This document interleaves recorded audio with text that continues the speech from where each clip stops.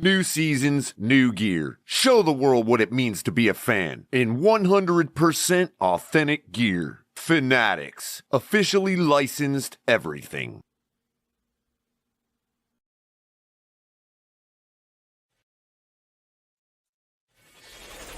Get ready to dive into a new world of online shopping with the Fins Tailgate.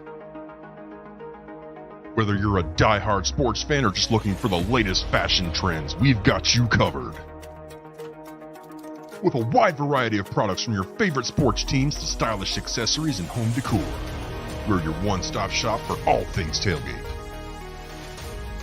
Our easy-to-use website and hassle-free checkout process make shopping with us a breeze.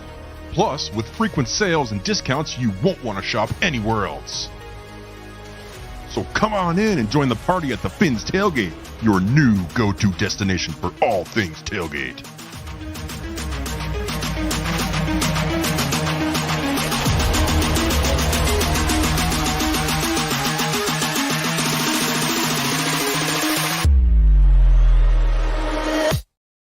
Yo, good evening, everybody. Hope y'all having a great Friday. TGIF. Thank God it's Friday.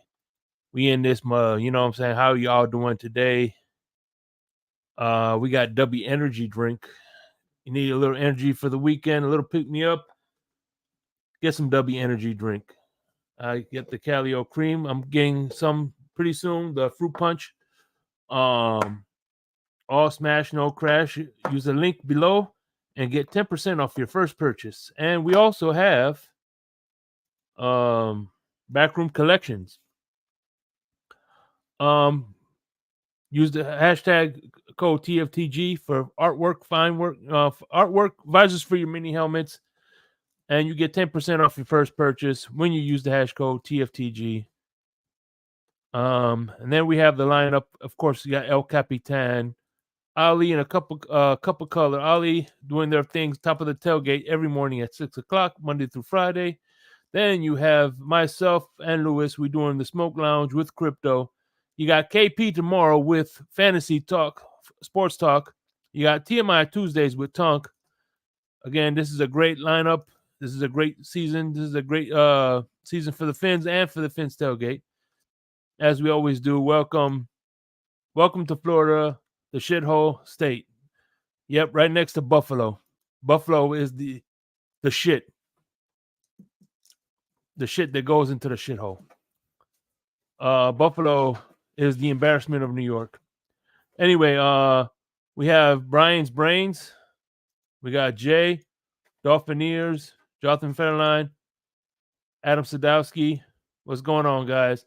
Look, more people from Buffalo come to live in Florida than the other way around. So I don't care what you say. And of course, we celebrate this Saturday. Sunday night, I was at the Hard Rock. I was at Fort Myers, the Bars, Keys and Brills. The Keys Bar and Grill in Fort Myers. I was drinking it up. I met with some of the super fans. I got Ali. That's the Mr. McRib. Had me a little rum and coke there. We got Gorilla Luke was in the building, and I had me some fish and chips. Look at that. That was some good shit, man. It's $15. You can't beat that. So I'm gonna be there, not this Sunday, but the following Sunday, as we take on the Buffalo Bills. 1:00. But after that, let me tell you something.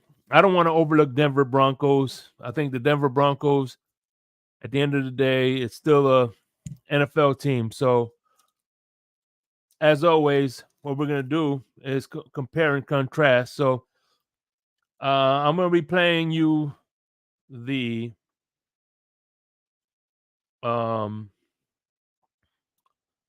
press conference from Sean Payton. He'll come in, hopefully. And then I'll be playing the press conference from Sean Payton. And I'll be playing the Mike McDaniel's press conference. And let's see which one you like better. Here you go. We got Sean Payton. Here we go.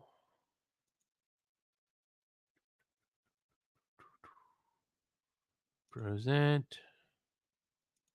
Share screen. There we go. And this. Make sure you're hitting the like button.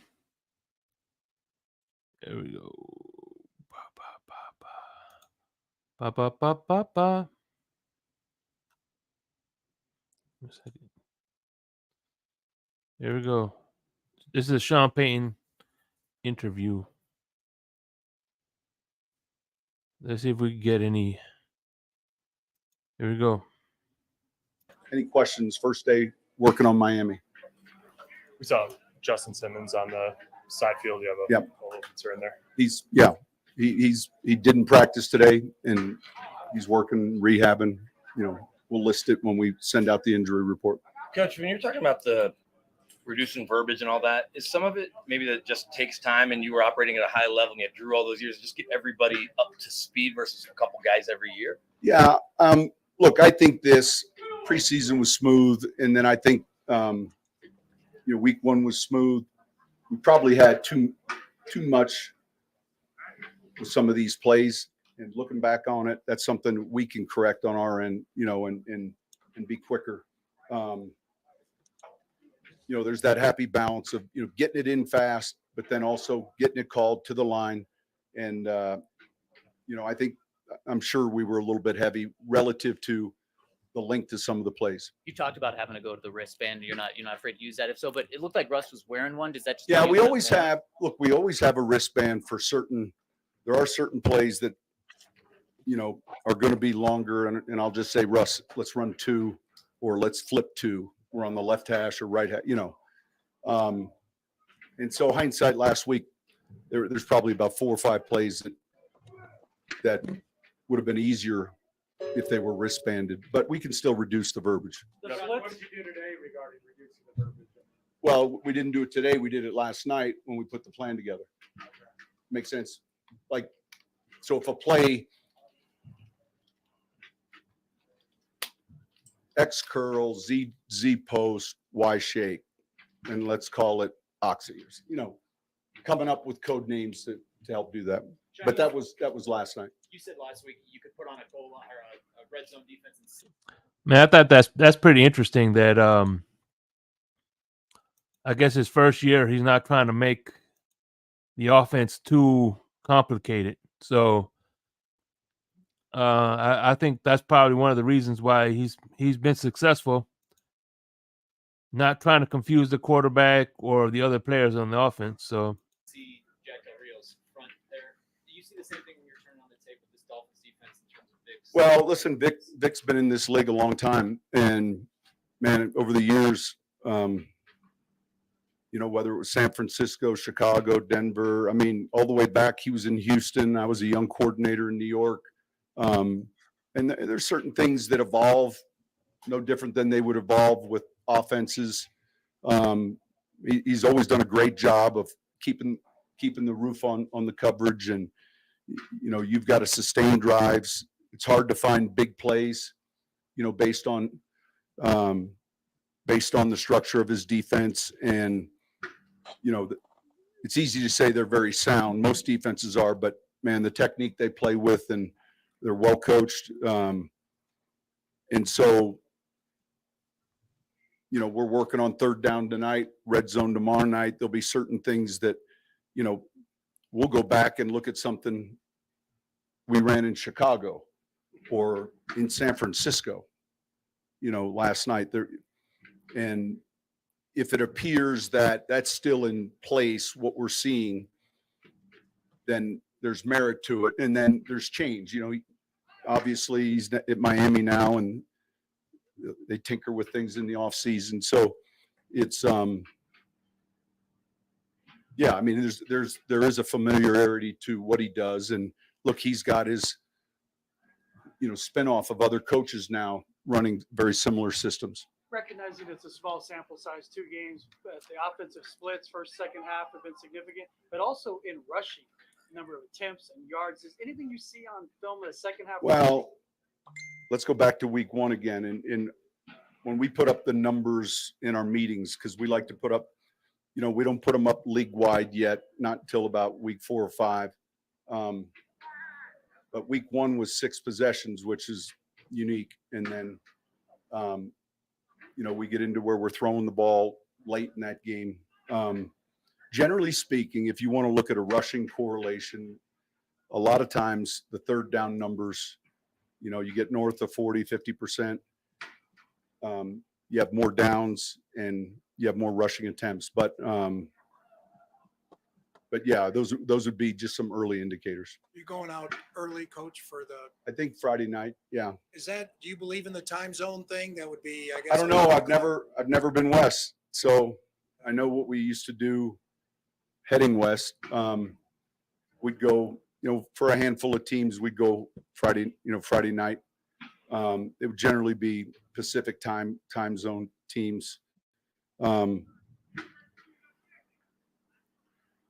Yeah, I think, look, getting out there, getting acclimated. When we put this itinerary together, I'm comfortable leaving Friday night. We'll get our full work here. Saturday we'll probably head to the stadium and get a walkthrough in. I think we have 2 East Coast trips. Buffalo's Monday night, so I don't know that we'll treat that the same way. But yeah, this is the first time for me heading the other direction. It looked like you had a couple times during the game where you had screens really set up and just didn't, get the pass clear. Yeah, there was one. Gosh darn it! But we've just got to do a better job of. It was a little unique look. But each week when we do our game plan, we'll look at, there'll be 4 screens probably usually in a plan. Some teams defend them better than others, depending on the scheme and the personnel. Was that the one where Russ, they got the penalty on the face mask? Back down. Yeah, I think so. Yeah. I think so. What did you think of the unorthodox field goal block play that Belichick unleashed? Yeah, it was. I always like seeing something like that. I mentioned it to Westhoff, and again, he's, I don't know, year 34. He's seen it before, and I was like, really? We've seen the punt rush like that, right? And the beauty of it is for the person rushing, he if you watch him, he's running right down the line of scrimmage, so his eyes are right on the ball, because it's not like he's listening for a snap count. But it was well executed. You think it could become part of the? Oh, I guarantee you're going to see a couple of them this week. And if anything, it's just this moving object. After he got one, then the next one, they blocked it, but he missed it left. Yeah, I think we'll see more of it. Yes. With New Orleans, you had some teams rebound from 1 or 2 early losses. Do you reference that experience with this team, or do you? Yeah, look, 17, was one of those years. We opened the season at Minnesota, and it was also when the Super Bowl was going to be played in Minnesota. I remember, collectively as a team, we wanted to start the season in Minnesota and end it there. Now, I didn't know how correct I'd be. We ended up in Minnesota for the divisional round and losing in a tough loss. But yeah, we lost week 1, we lost week 2, a tough loss to New England, and we had 2 road trips, and we were at Carolina, a good Carolina team. By the way, Michael K., was that a polite way of saying he choked in the championship game? And then to London versus Miami. So listen, you got to get on to the next game. You got to make the corrections. You can't just blindly say, all right, you got to make the corrections. And then, this will be a good test for us. Good team we're playing, obviously. Sean, is there any value in talking to Justin and Kareem and Josie about what Vic likes to do or tendencies? Or you're a little late. Yeah, I mean, all these guys, we're surrounded with, in last year's scheme, and we've had a number of discussions last night where I walked down the hallway. What do you think? I was just talking to Kareem earlier. Right when I walked out to practice, I had a question regarding some red zone stuff. So, yes. Yeah. How about obviously Bradley Chubb, familiar around here too? What do you make of him as a player? Yeah, he's explosive. I remember when he came out, he's strong. You know, you see his power, and you feel he's got real good hands. He's stout in the run game. You know, he's a handful. I've never been with him, but I'm familiar with the player. Overall, what have you liked out of Brandon Johnson? Well, look, you know, he had that injury in camp, but he knows what to do. He is explosive. He's physical. I like his size. He can block, and you know, quietly, he's one of those guys that does his job very well. And one of the challenges is, you know, as we get into each week game planning, you know, Cortland, Jerry, obviously, Brandon and Marv, you know, is getting the right personnel, making sure there are no indicators when, you know, we got to be able to run the ball when Jerry's on the field, those type of things. So it's not, but he's done a good job. Sean, a couple years ago, Vic said he thought Tyreek Hill was maybe the fastest guy, or in conversation with Bo Jackson and Deion Sanders. What do you see from him, and how unique is he? Yeah, look, I remember Deion and I remember Bo. I mean, he's a completely different type athlete. He's extremely explosive. I would say there's two things that I never hear, but that I see on tape with him. He's got great football IQ, not good. You know, he's savvy. He understands coverages, leverage. And then the second thing is, I'd say he's got outstanding stamina. Like, he's next play. All of a sudden there's a go, you know. So those are two things that I notice aside from what we all see. I think he's got really good football instincts, and you know, he can go for a number of plays. Some corners have said he's stronger upper body than they think. There's a play in the New England game. You guys take a peek at it. They put him in a tight split. They hide the split motion and snap the ball, and he blocks the defensive end on a crack. And I mean, it was textbook, you know, and so the guy he blocked probably was 250 pounds, 248 pounds, you know, it'd be like him blocking one of our outside linebackers. And he is strong. One more question. Coach. Yeah. Having someone like Marvin Mills' speed, how does that expand what you do on offense? Say it one more time. Like having someone like Marvin Mills with his speed, how much that expands what you can do on offense? Yeah, I mean, look, when we drafted him, we saw certain traits. We saw returnability. We saw top end speed.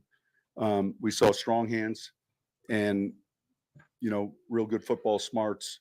And so it's then just putting him in positions, you know, where we would put Jerry, and you know, it's not just vertical throws. It's you know, a number of different things that he excels at. But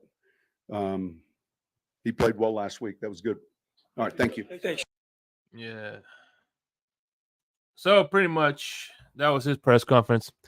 From what I gather out of it is, of course, my good friend here says that he's calling Fangio play calling style, and I think I say, look, at the end of the day, I think what he opened up saying that he has to simplify the offense because the players they have don't know how to, you know, he has an outdated system as well. The guy, don't let that fool you. Him and Sean Payton's been coaching together for years.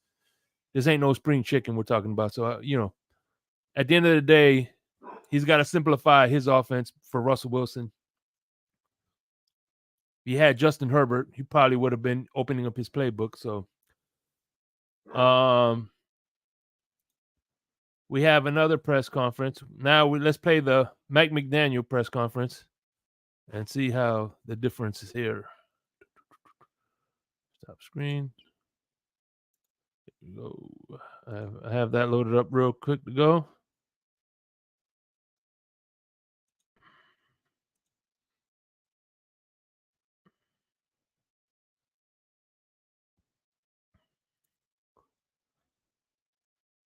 Here we go.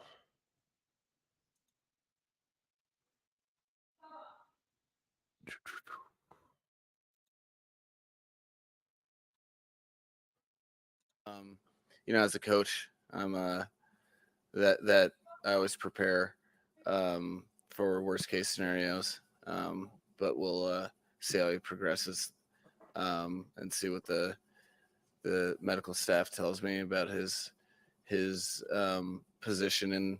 You're welcome, Kevin. By the way, Wilson. The protocol tomorrow and the day after and the day after and the day after. Best case scenario, is it possible for him to play on Sunday? Yeah, I'm gonna wait until he clears the protocol first before I even enter into is it best worst for him for other players. I'm just gonna wait until he clears the protocol before I even enter into that whole field. Stay in my lane. You know what I mean? Are you optimistic about Teron Armstead? I am optimistic. He's given me reason for optimism. He's had a real good work week, and so I feel good about where he's at, and I'm hoping that that there's just green lights and no red lights until Sunday. Do you have confidence that he has the stamina to play 50+ snaps? Yeah, that's something that he holds like over his own head, as a veteran that he is. And that's anxiety that he has rid himself of the last couple of weeks, because when he was going through whatever he's going through, then he's making sure that he can do everything he can to compensate for that. So if he were a younger player that didn't know what he was getting into, I would be concerned. I think that's one of the reasons that made it an easier decision for me last week, so that we could avoid that. So you're dead on. Phillips doing good. He's good.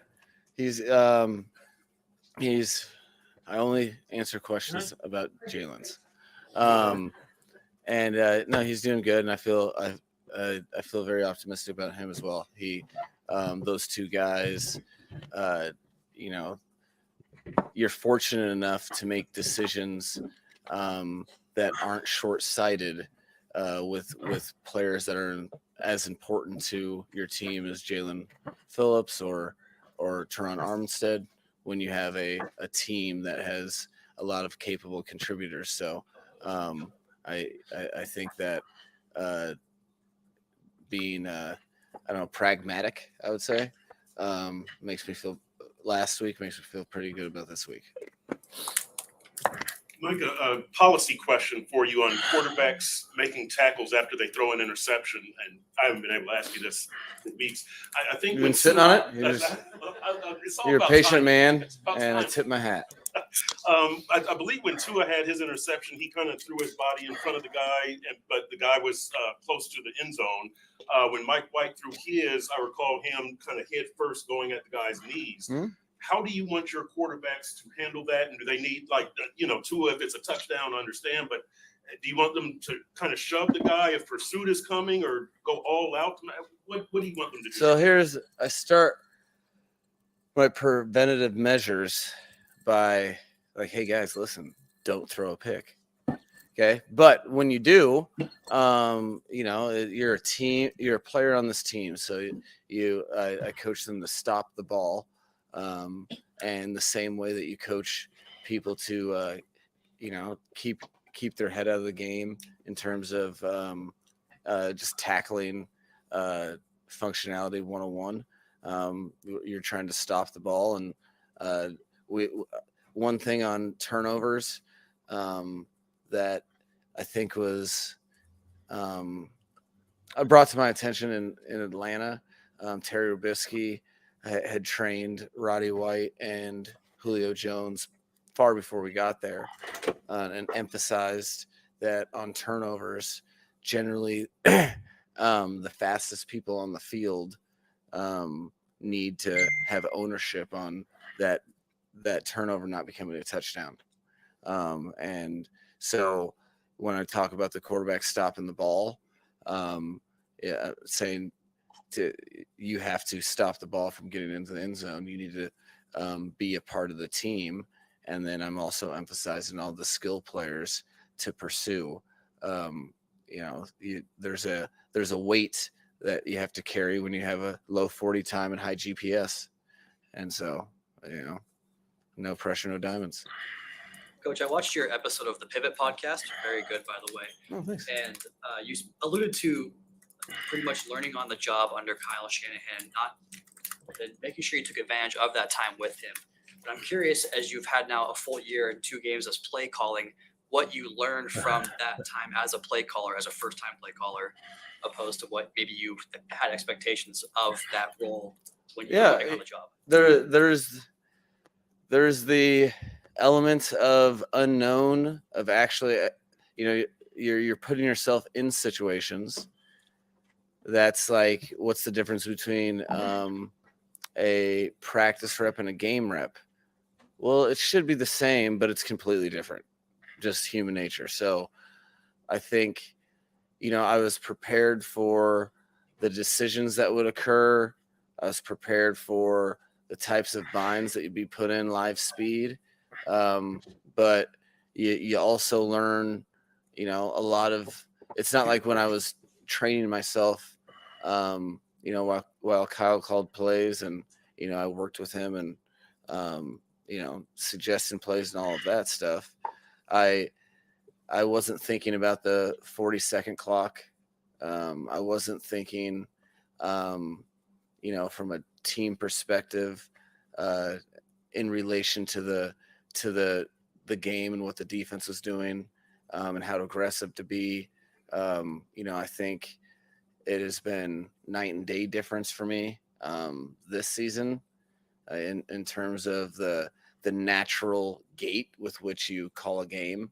So, I think that allows our players the opportunity they deserve to not be rushed at the end of a play clock. And then some of the decisions, I find there's a lot less emotion going on in the game for me, which is, what I try to train myself to do, because you don't want, in hindsight, well, why did you make this decision? Well, because I was all geeked up about something. It's easier for me to have a level head and understand how many decisions I have to make through the course of the game, and being able to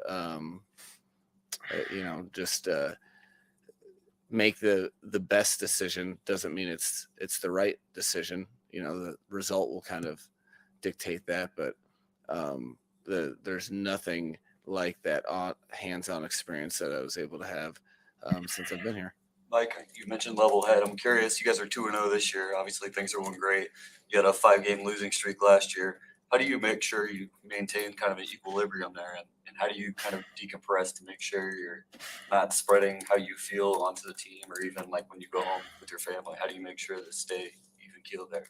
Well, it's easier for me because I'm very, very literal with 2-0. So 2-0 means you have 2 wins. So what does that mean? That means nothing to me. That means you have 2 wins. When you're proactive, and I talked to the team at length about this in April. What's going to happen when you win? What's going to happen when you win a couple in a row? You expect probable positivity. If you're 2-0, that's all that means. There's no level of high. So we did our jobs and we won the game, which is what we're trying to do each and every game. That's a checkbox. That's not a high five, So I think that's a very important part of it, to understand the journey, to understand really what are you trying to do. No one signed up to have a stellar road 2-game win streak.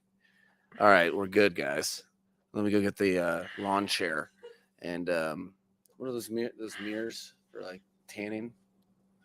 And get my oils, and let's go chill. So it's like there's not, and you're also just very, very real with the fact that we're 2-0, but we have a 9-point point differential.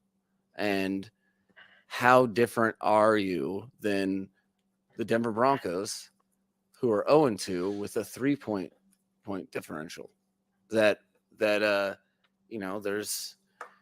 like it's for anyone to have a visceral opinion of themselves after 2 games is short-sighted.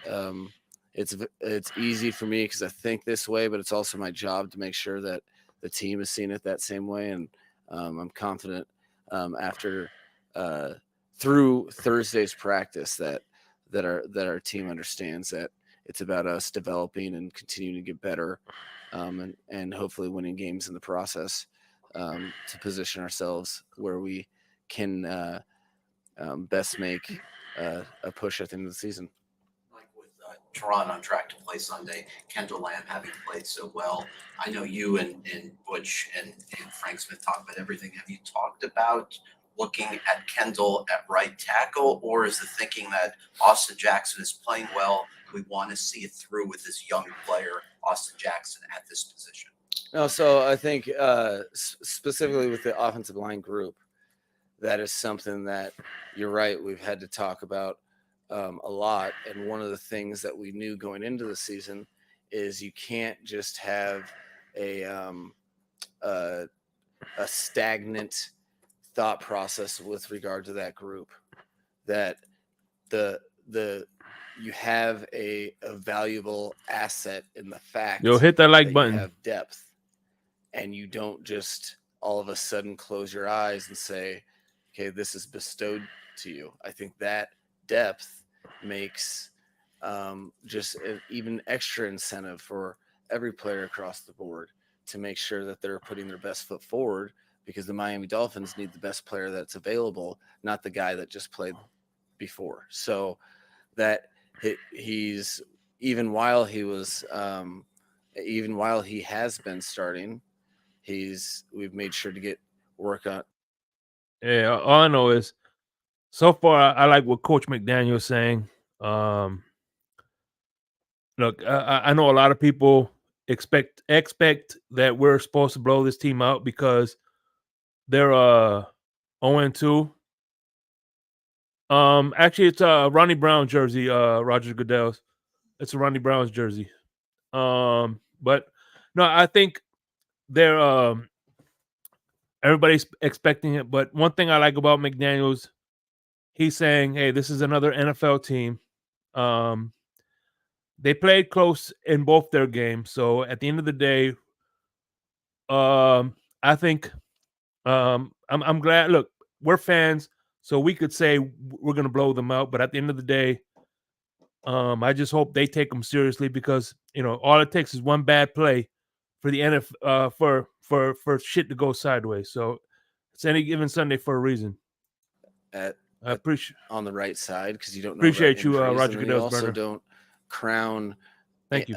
Anyone long term when you have depth like that. You make sure that the best players play, and you give people opportunities to dictate that, but that will always, like the whole season, will really make sure that we're going in with the best crew, that each player is the best person at their position. That's a good trophy. And right now, Austin Jackson's playing awesome. And it's on Austin Jackson to continue his progress, which I'm very confident he will. But I agree 100%. Can't go wrong with either one. Or if somebody gets hurt, you're not tied to anything when you have a group of people working together in one direction. And I think that's the way they want it as well. Ironically, nobody wants gifts. People want their jobs earned, especially on this team, and they want to play next to the best player that's there. So I think we're in a good spot.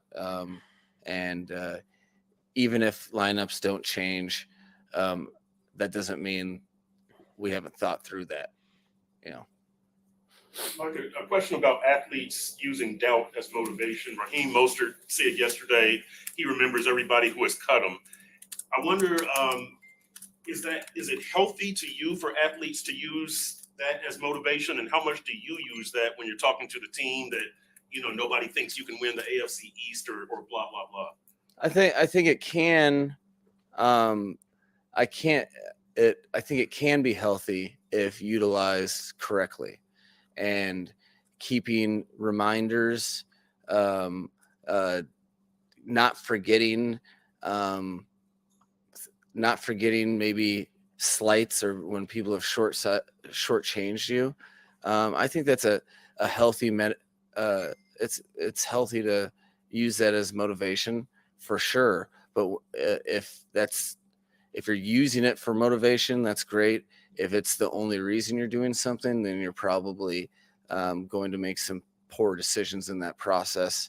So as long as people use adversity for whatever their goals are, I know me personally,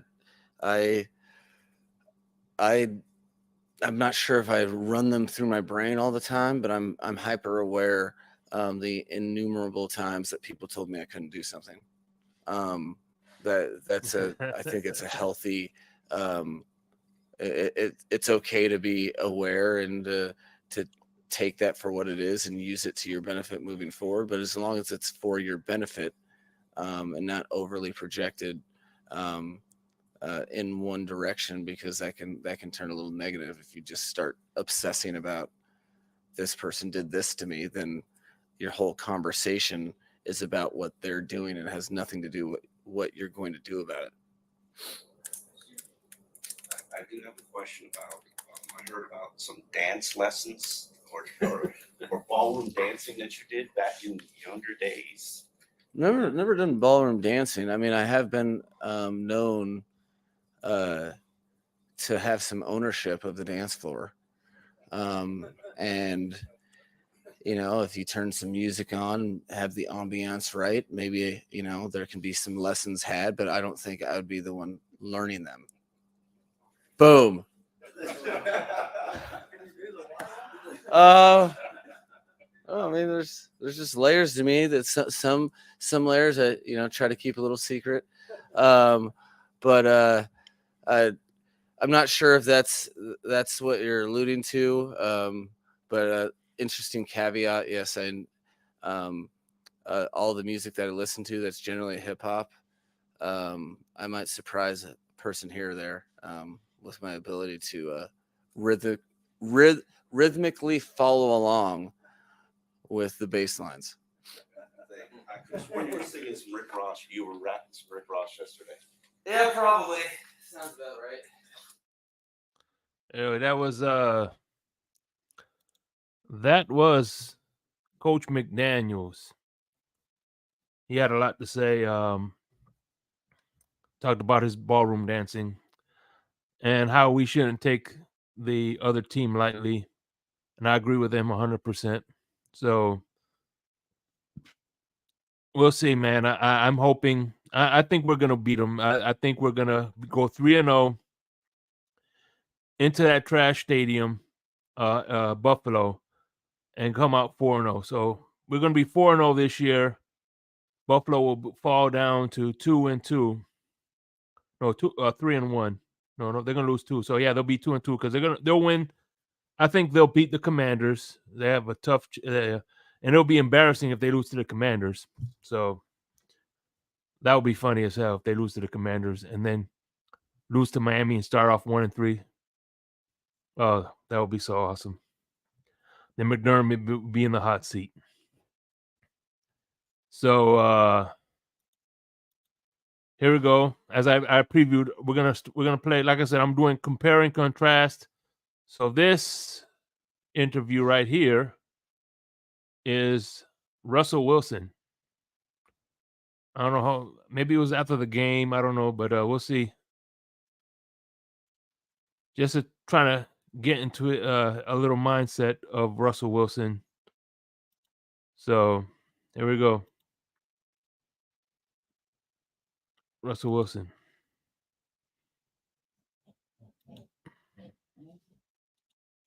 Let me see. I'm trying to.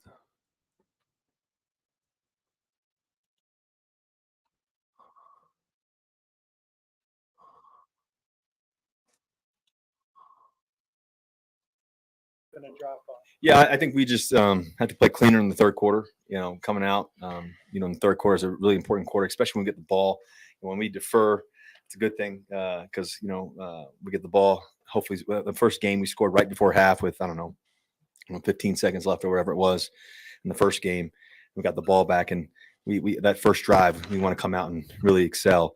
Same thing in the second game. We got to come out and excel in that part of it. So that's just the focus, and be able to do that. That's something, that detail, and all of us doing it together. Russ, I think you're fourth in passer rating, third in touchdown, something like that. Are you feeling more comfortable at this time? Mr. Unlimited. Week 1, week 2, week 3 last year. I'm focused on this year. I think I definitely feel confident. Definitely feel really clear on what we're trying to do. Coach Payton's done a great job of just communicating, what we're trying to do on offense. I think that all my receivers and the tight ends and running backs are doing a tremendous job.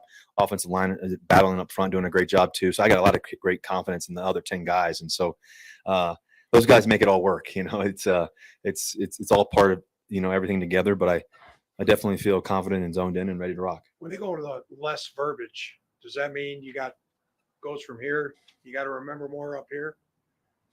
No, not necessarily. I think that we have so many great plays, and so many personnels. We want to get all of our guys on the field. When we got guys like Jerry Jeudy and Cortland Sutton and Mims and all these different players that can do great things, we always try to get into the perfect play and try to get our guys in the right positions. What up, Joe Rist? Or the pass game. So, the verbiage is good. We just got to be a little quicker. That's it. There's no the faster we can go, the better. Getting in and out, getting in and off the field. Getting up to the line, all those different things. Calling it, a little quicker in the huddle when we can. Just all those different things all added together. And so we obviously like our tempo and getting up to the ball and playing fast, and that's a good thing for us. How much of that comes with? And I gotta highlight this comment. Why is Tua in Bronco colors? Yeah, he shaved his beard too and everything. Yes, that's Tua Tagovailoa. I think he lost the bet, so that was funny. Time though. Coach said they reduced verbiage, last night. So Hands up, banana. Practice may be different in terms of verbiage than previous practice. I think they took one or two words out, not too many. But it's listen, we're all doing this thing together. I think that first half we played was, some of the best first half football we've played here so far, and also some of the best we've ever played, as a collective groups. And so we just got to make it two halves. And that's our focus. That's the bottom line. Russ, how much of that defense is a number of times in your career? What's sort of the biggest challenge that presents? Well, I've gone against Coach Fangio many times. Obviously, early on in Seattle, when he was at the defensive coordinator for 49ers, the Bears, just different places that he's been. He's a tremendous, defensive coordinator. He knows how to coach the guys up. He's one of those, coaches that are all-time greats, to be honest with you, especially on the defensive side of the ball and how he coaches. And so, for us, we're going to have to be playing really clean football, really good. He's going to do a lot of different things. He's going to have, different players. He's going to have Chubb dropping out sometimes. He's going to have him rushing off from all over the place. He's going to have different guys moving around. But just understanding, where guys are and what they're trying to do on defense and playing a clean game. Russ, you've started off 0-2. You've started off 0-2 before and went on to make the playoffs. Do you draw on that experience right now? Yeah, definitely do. Definitely been to the playoffs, before, been down 0-2. The good thing is you got more pitches coming, more games to play. And so you don't blink, and I think that I think the biggest thing is staying focused on the task and staying focused on progress, staying focused on the journey.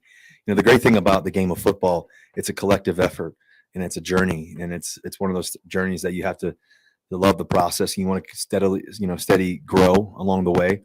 And I think that we're definitely doing that. We feel really confident on what we can do and where we can be. But what really matters is today's practice and being great today, and then add it up tomorrow. And and hopefully by the time we get on that plane on Friday, we're ready to rock. And then have a great walkthrough on Saturday, and here goes the ball kicked off on Sunday, and play a great 4 quarters. And that's what really matters. You crossed a statistical threshold with 40,000 passing yards. 5,000 rushing, only quarterback. You allow yourself to enjoy and take pride in those kind of things. Yeah, I mean, I think you want to win the game. I think that's what matters most. Winning.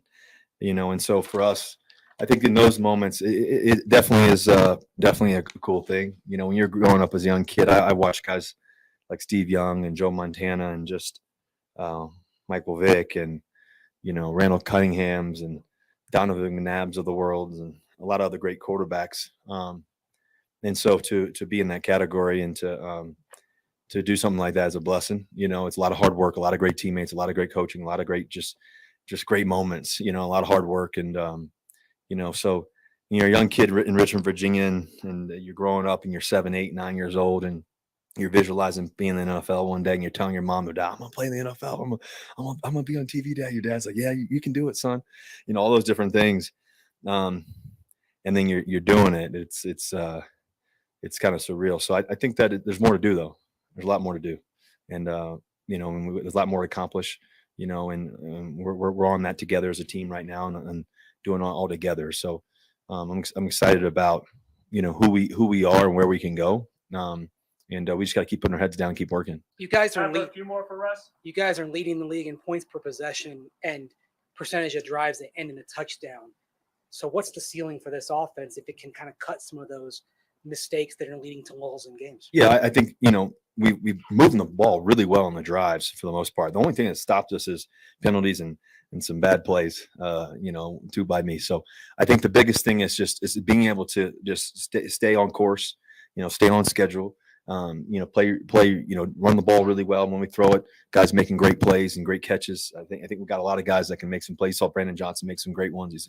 Obviously you've seen Cortland Jerry and Troutman can do some great things. Our running backs are so special. Seeing Javante get some of those great runs. Obviously Mims, those big plays that he made, just we got a lot of talent. And so I think a lot of it is just, it's all coming together and it's all showing up. And now we got to show up for, 60 minutes of great football and do that. Russ, going back to that efficiency, how much of that just comes with time of your comfort level and everybody's comfort level with the whole playbook and the personnel groupings and, just taking time to build those, I guess,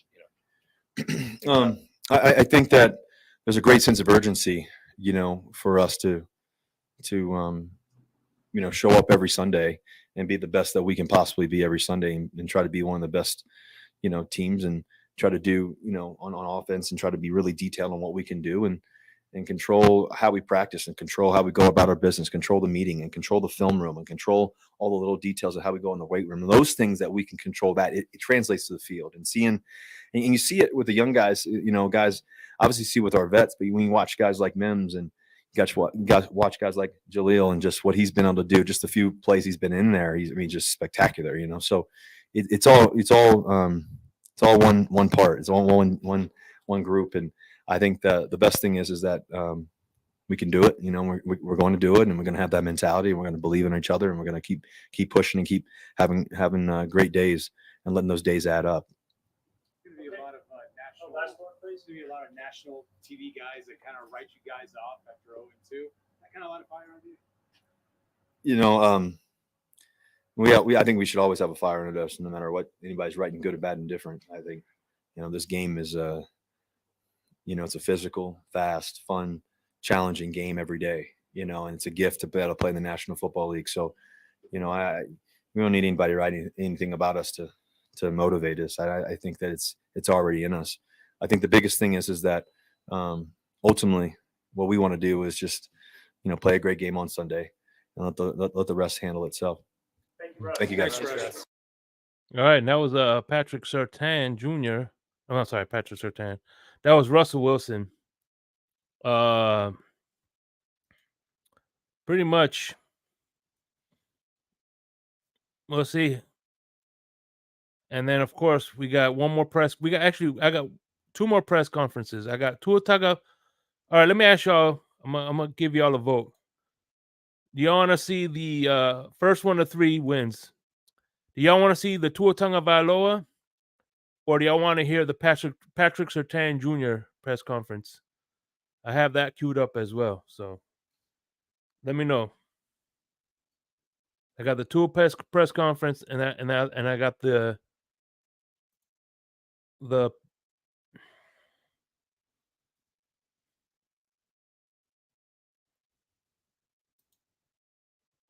put it in the chat box.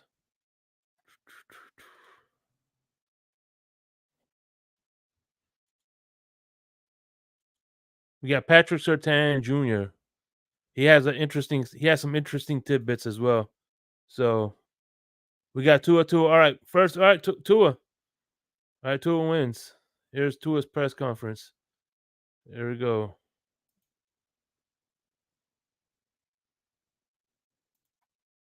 There we go.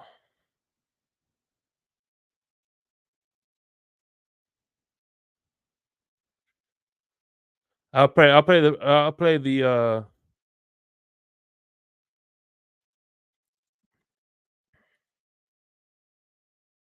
here we go.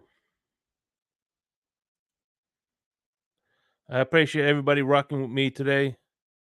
We got 31 in the building, 37 in the building. Please make sure you're hitting the like button.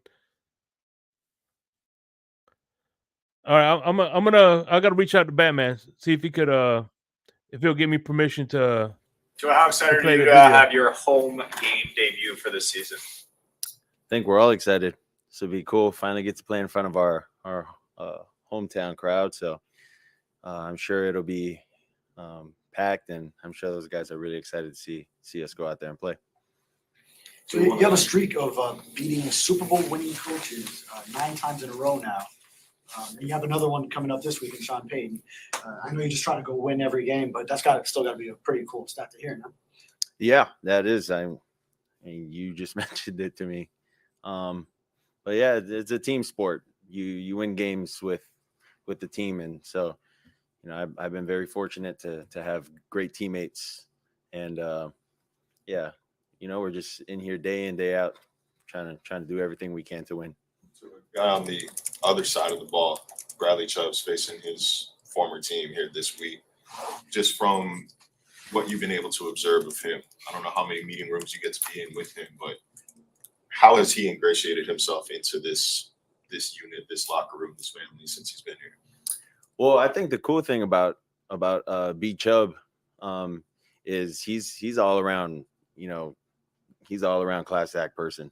I would say, like, the first time that I met him, it wasn't me going up to him. He came up to me and sort of, introduced himself. And I thought that was super cool, being able to play against him my rookie year when we went down there to play Vic's team at the time.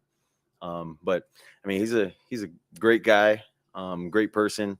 I like hanging out with him, off the field. I don't hang out with him too much on the field, but that's all I can say. He's a great person. Opponents have had only 4 quarterback hits on you through the first 2 weeks, which is second best in the league. Only Baker Mayfield has been hit less. 2 parts to that. One, if you could talk about why you think that that's happening. And then also, how beneficial is that to you? Not just for injury, just the typical beating that a quarterback takes in a regular game. Yeah, well, I think that should tell you all you should know with the guys we have up front. There's been a lot of naysayers, and I know our guys in the O-line room hear what everyone's saying as well.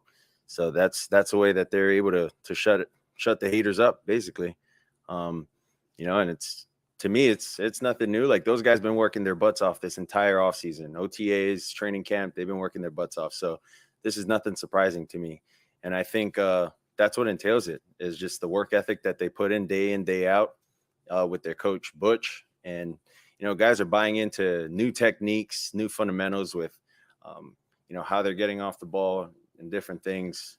So having Tyreek and Waddle, having fast guys also help me get the ball out quicker to be able to distribute that and throw off timing for the rushers as well. So I think that's been a big key to that as well. You mentioned as part of that your quick release has been part of it. What goes into that? Is that just quickly going through your progressions, your reads?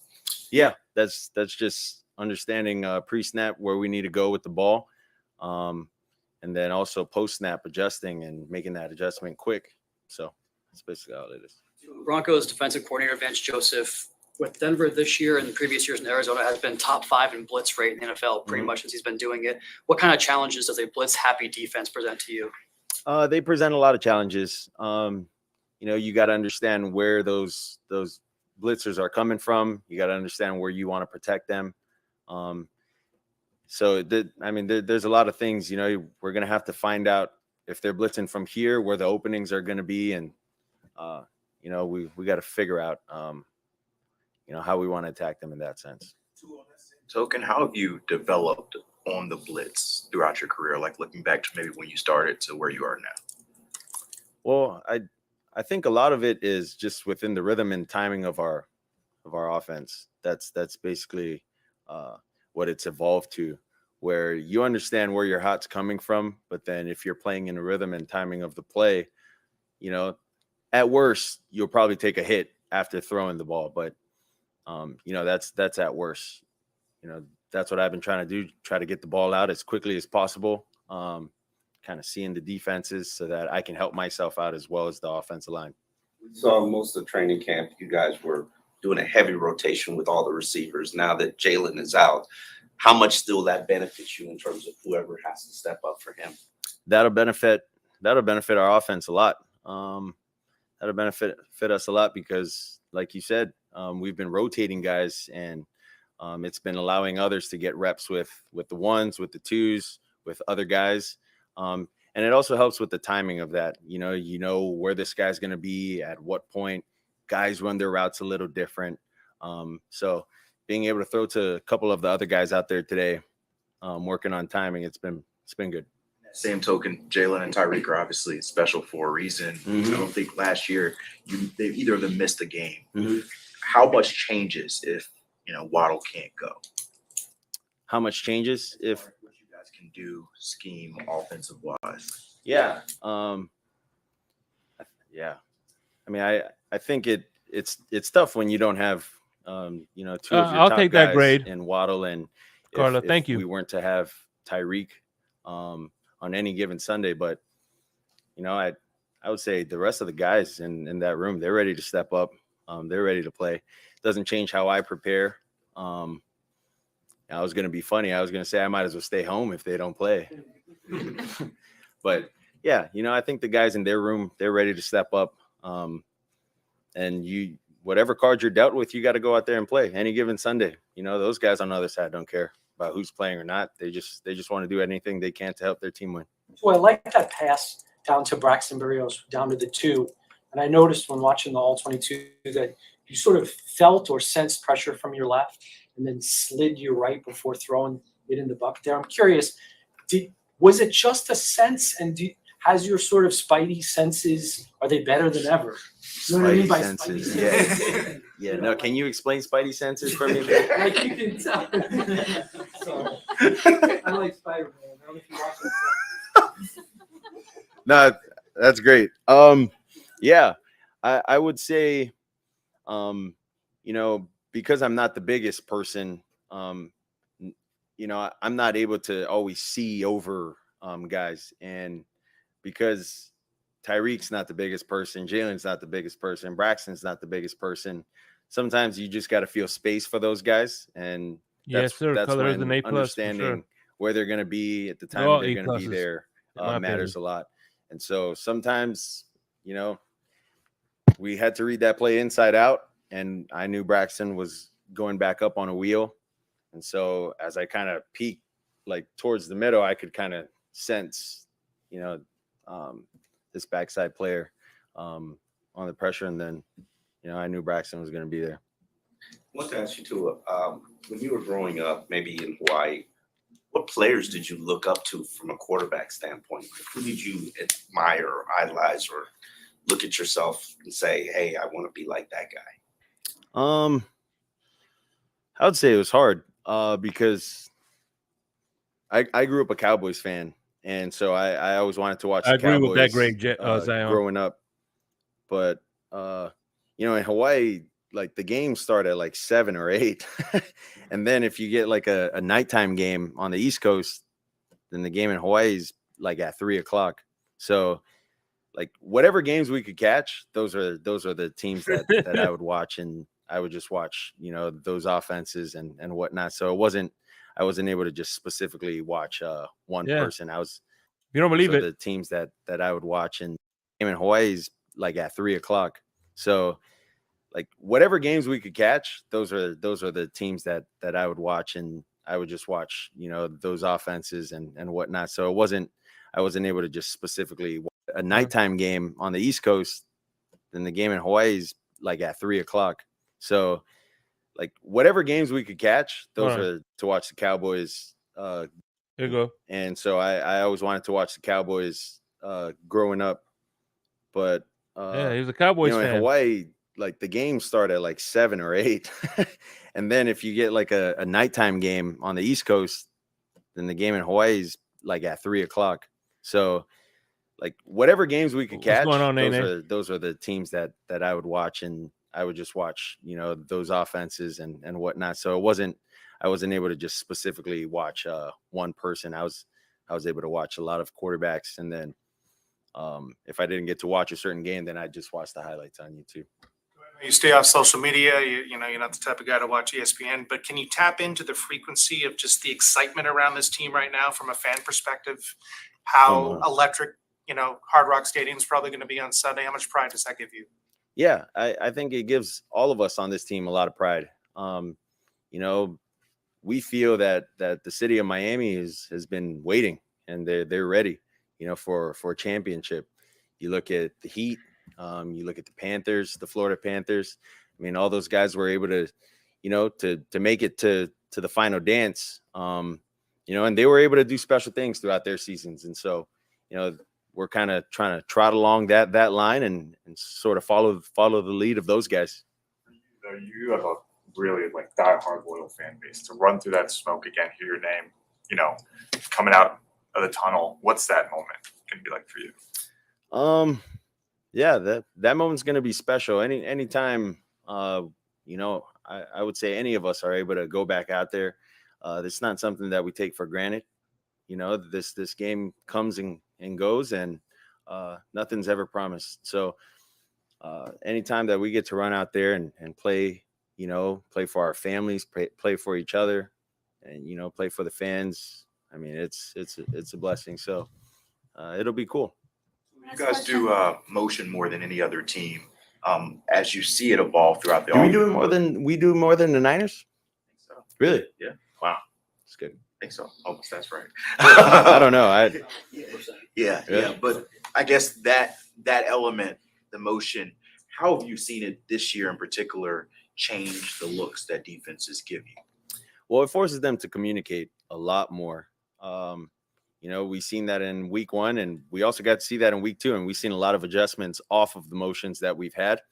And they've also given us different looks. So as we continue to work our motions, our snap counts, our timing with all of those, we'll see how the defenses continue to adjust, and the adjustments that they make will come to the sideline, and we'll hopefully be able to adjust as well. Thanks, guys. All right, man. That was Tua Tagovailoa. I got one more press conference because it's a very interesting one. Shout out to DDG Live. If y'all know who DDG Live is, man, he is also a Dolphin YouTuber who is a fellow Gator fan. And any fellow Dolphin YouTuber who's a Gator fan, I am going to support them 100%. So with that being said, he played a clip, and remember that Patrick Surtain was our coach last year, and the reporter asked him about that relationship with his dad being a coach last year. So here we go. Here is Patrick Surtain Jr. So here we go. Present screen. And this is boom.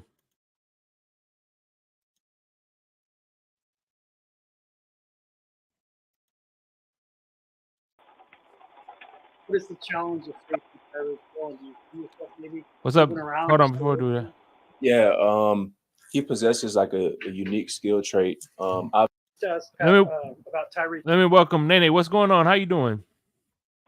Can you hear me? Cause I'm driving around on Yeah. this middle. Yeah, is it breaking up or is it Yeah, clear? yeah. Okay. Yeah, I can hear you. Okay. I'm just dealing with Heat Nation right now, boy. I Heat feel you. Nation is pretty upset right now. DDG, hey, that's your island brother, man. Hey, DDG, we have something in common. That's your island brother, and that's my Gator brother right there. So DDG Live, man, show that man some love. He is a fellow Dolphin YouTuber. I watched him play this press conference, and hey, we about so before we get into the thing we talked about, we're gonna do a little. Oh, we'll play this press conference. She'll be back, and hold on. Hill. What is the challenge of him now? You've seen him at least once, right? You played against him that 1 year he was with the Chiefs. What is the challenge of facing Tyreek Hill, and do you see yourself maybe moving around to stay with him? Yeah, he possesses like a unique skill trait. Obviously, he has the speed, but his short area quickness is an issue as well too. And the Dolphins do a good job of moving him around in certain positions for him to succeed. And studying the first couple of weeks, that's what I've been seeing.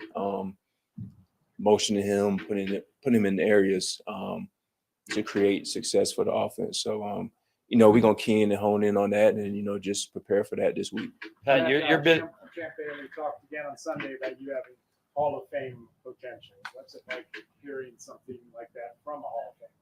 Yeah, I mean that's huge. Coming from a guy like that, when you get credited, by a player like that, that means that he sees everything in you, what you possess and your ability. So hearing that from him, it means a lot. Pat, what was like coming in your first year in the league and learning from a guy like Vic who had been doing it for more than 30 years at a really high level? What do you remember now in hindsight just about what that experience was like early for you? Yeah, Vic was a great coach. Obviously, his defensive scheme is being ran across the league. So, like you said, 30 years of coaching, his experience is through the roof. And I know he has a great defense in store. And, when I was here my first couple of years with him, first year with him, I sort of got adjusted quick because, he put us in positions, to make plays. And that's what I seen out of his defensive scheme. He puts his players in positions to make plays, and their skill set. That part, because I remember in your first training camp, you were playing some dime, nickel. What was that experience like kind of early on, just doing that many different things with him? Yeah, I think it's great, because it creates value, just moving in different positions across the field.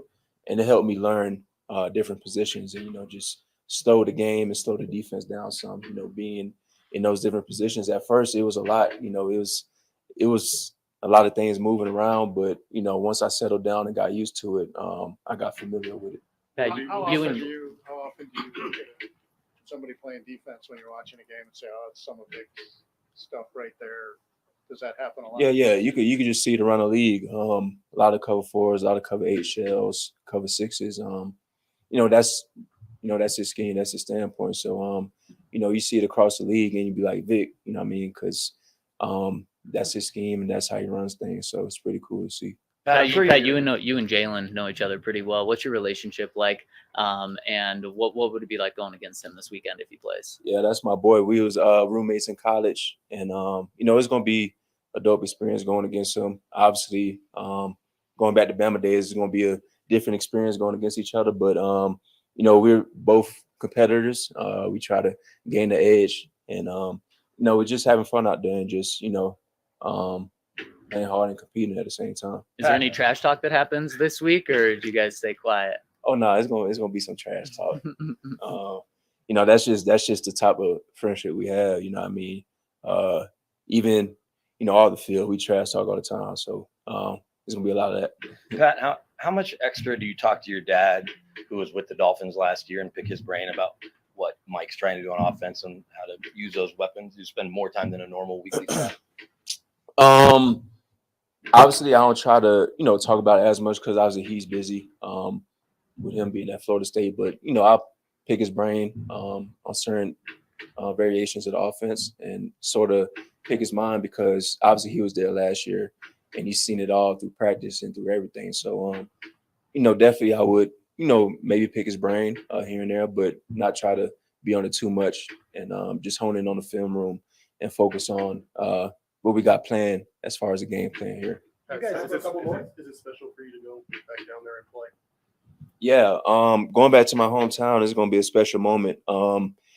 Just seeing my family and also playing in the stadium that my dad played in, it's going to be a surreal moment because ever since my childhood experience, I just remember watching games there at Dolphins Stadium and just playing on the field, growing up in the locker room, just being around professional athletes and just being on that field, on that stage. It's going to mean a lot, and my family's very excited, and I'm excited as well too. What's the ticket situation look like? How many do you have to help get? Shoot, I know they're gonna be deep. I know they're gonna be supporting, cheering on. So we'll see how that looks. You guys entered the season as the strength of the team, the defense. Is it alarming to you where you rank, and how much is pride in like this isn't us, this isn't who we are? Yeah, we hold ourselves to a very high standard. Obviously, that's not the position we want to be in the first couple of weeks, but we've learned a lot from it, and we just got to get better and focus on being attentive to the details and just focus on keying in on the issues that we need to fix, and just going and progress, you know what I mean, and look back, correct some of the issues and resolve it, and just look forward to better. You had the T-shirt, I think we won the champ last week. Is that something you're gonna do the whole season? And do you have a little sneak peek? Yeah, that's something I'll try to do. Hopefully I get some more in stock. I'll be trying to go in history of Broncos history throughout the players. So I'm gonna see what I got coming up next time. So hopefully this week we'll see. But yeah, I definitely want to keep that on the road. Thanks, Pat. Thanks, Pat. And that was Patrick Surtain, man. That is gonna be a fun match, man. I would love. Yeah, I agree, Newfoundland. Shame he is not a Dolphin. What's up, Carla? By the way, I love your avatar. I'm a cat person. What's up, Color? How you doing, my brother? Glad you could join me. You there? Oh, pretty good, Shake. How you doing? Living the life, baby, living the dream. We just played a few press conferences. We played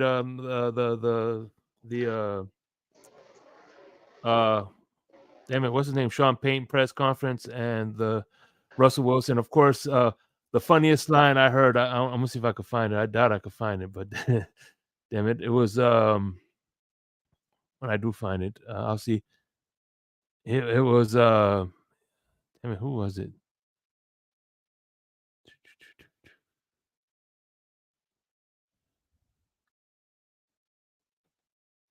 I was playing the Russell Wilson comment, right? I mean, the press conference, and somebody was. Where is he? I'm trying to find it. Give me a second here. Joe Riss. There it is. He said, "Why is Tua in Bronco colors?"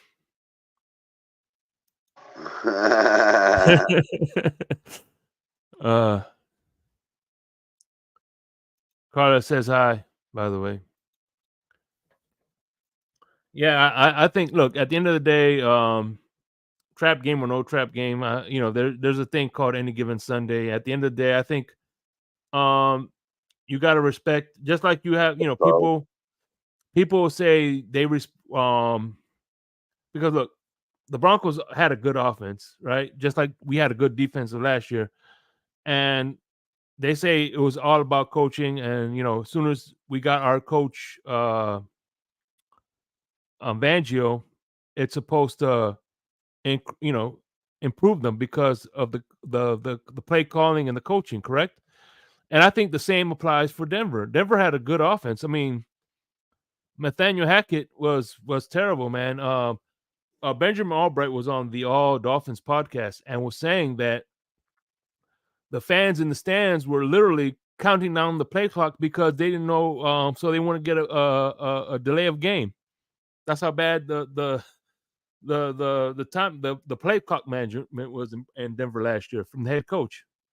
So you can't tell me that Peyton Manning, Sean Payton, who made Teddy Bridgewater 5-0 and helped and meant to bunch of playoff appearances, did pretty well with Jameis Winston, and he made that Taysom Hill look like a decent quarterback. You know, the offense that coaching doesn't matter in Denver as well. You know what I mean? So right. And I'm gonna give them the same respect because at the end of the day, if they say it's all about coaching, until proven otherwise, I think Sean Payton has earned his title of being, you know, a great offensive coach. He's had success in New Orleans. You know, I know it was with Sean Payton, but at the end of the day, it's still like you were saying about McDaniel and Tua. You know what I mean? A lot of Tua's success, you know what I'm saying, was on Tua. So, but I think this is going to be a great home game. You're going to be at the Russ sucks. What's going on, my man? What do you think, Color, so far? Yeah, you're not wrong at all.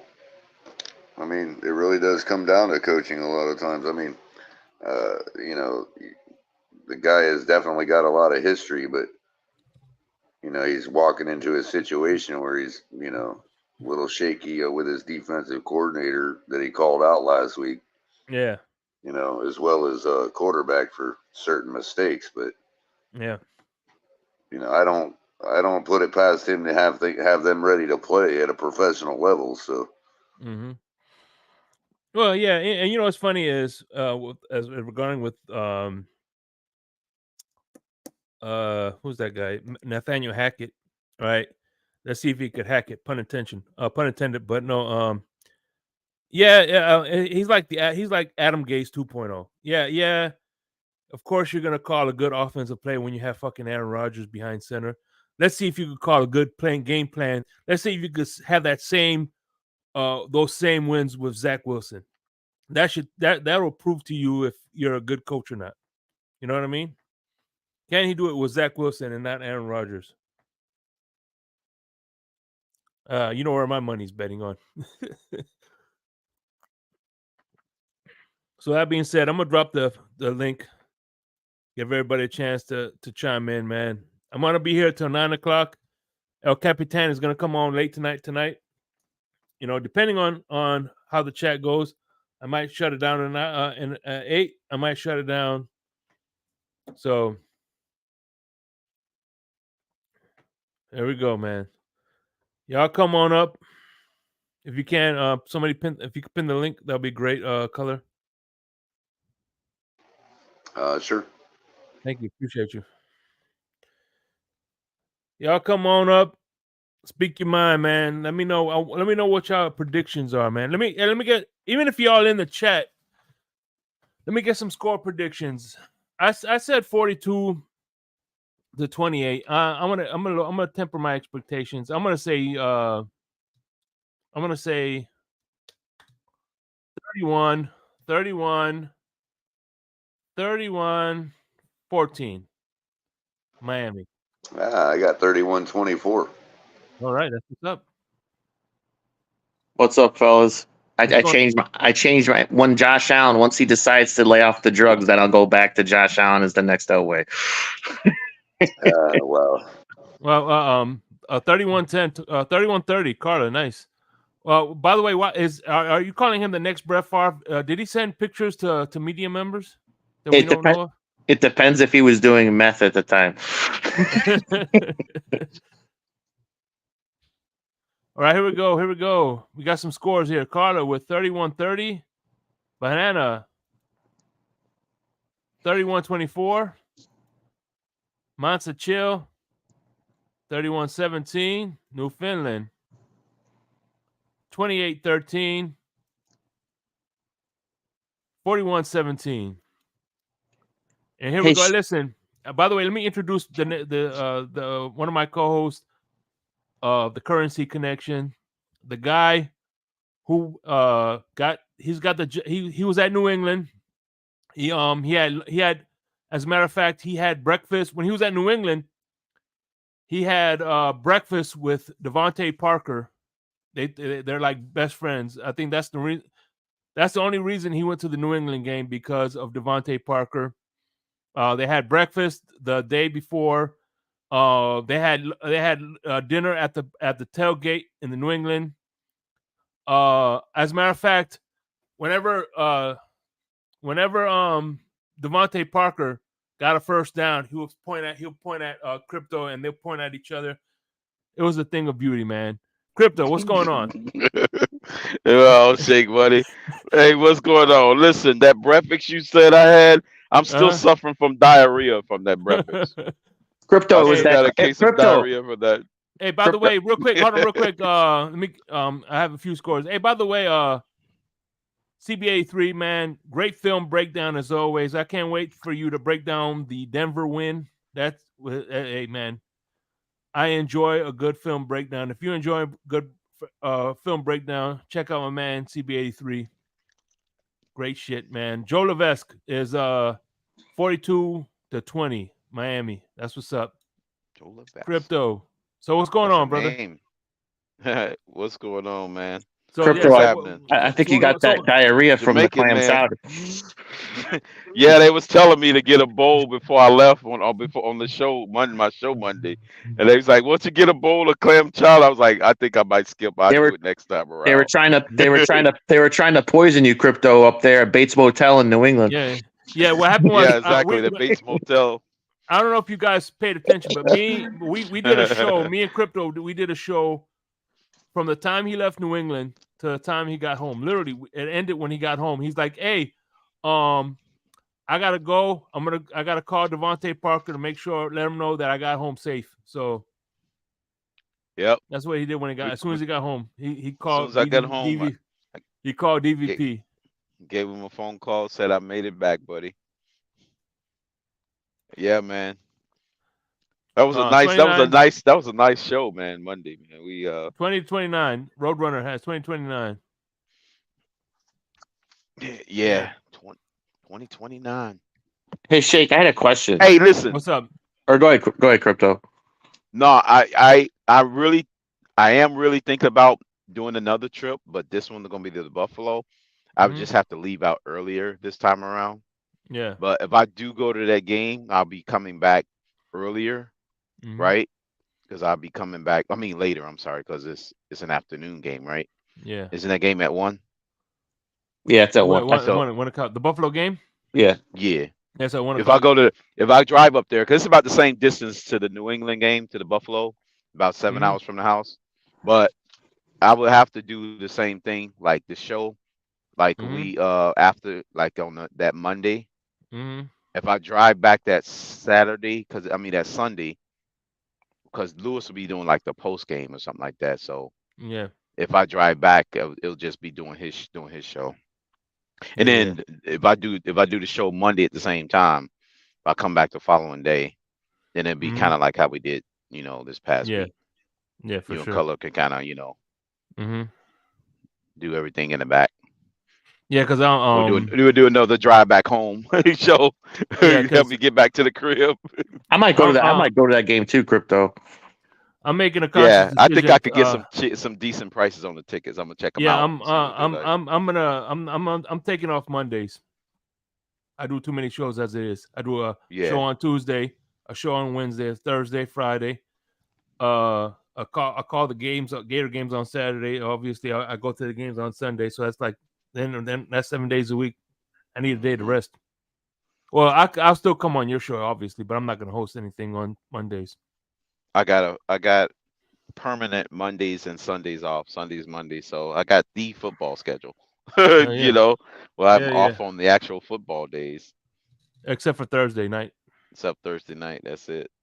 But yeah, that's all cool. Well, Thursday night, you only playing maybe once or twice a year, right? At the most. Yeah. So yeah, I'm gonna start. Night. So this, as a matter of fact, this Saturday I'm gonna record the mac and cheese episode I was supposed to do for the wine, and then this Sunday I'm gonna do the bison burger for this Friday. For this Friday, okay, gotcha. Oh, no, I might do. I love bison burger. Yeah. Now that one they was talking about well done versus done.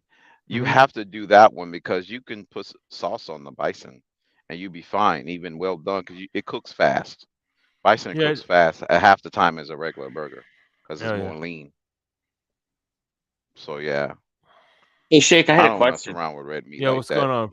By the way, Um, next Wednesday, I'm talking to Red, White, and Bills. Next Wednesday, he's gonna make. I think we're gonna make an appearance.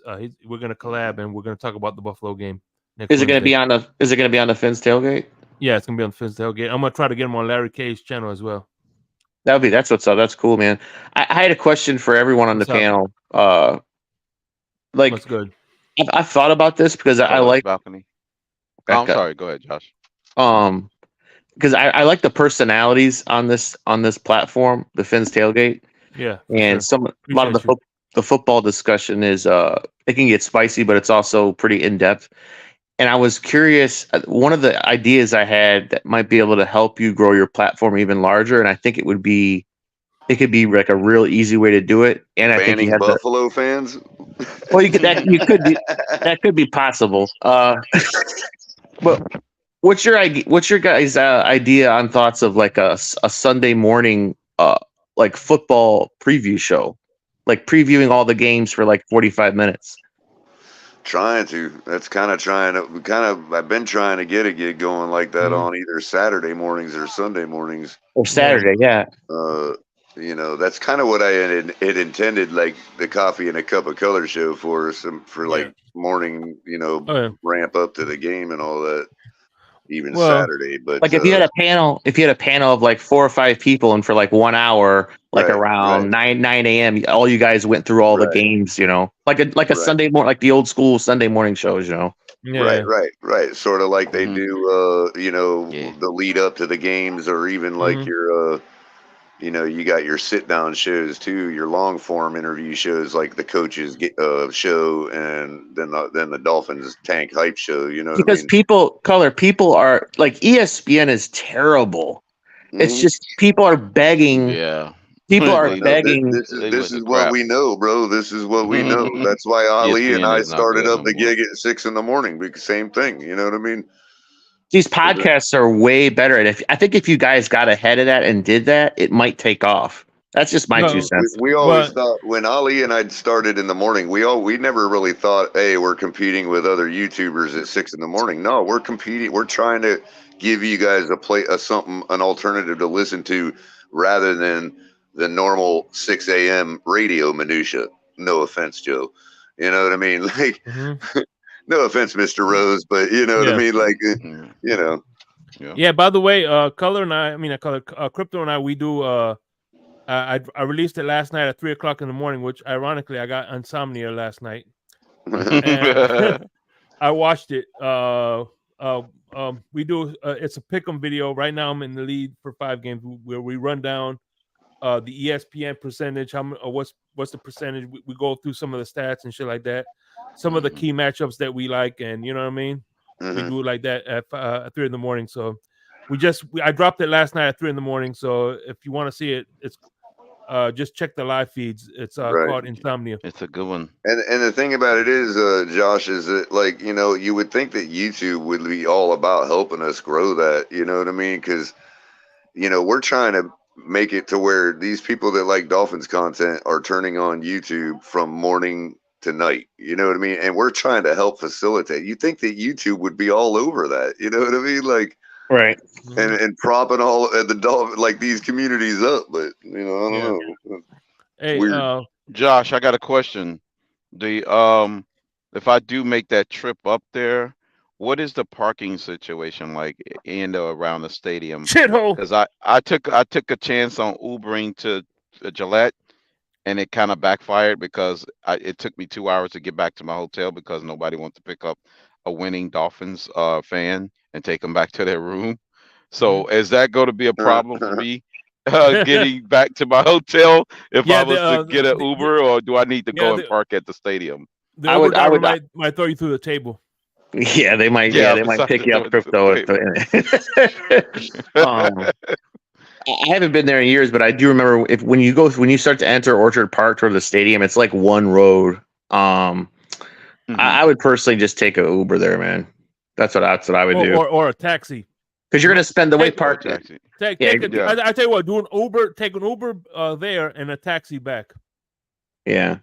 And then I would go to either the big, if you wanted to stop at a place to get some wings, is the Big Tree or Duff's. One of those two places are the best place for wings.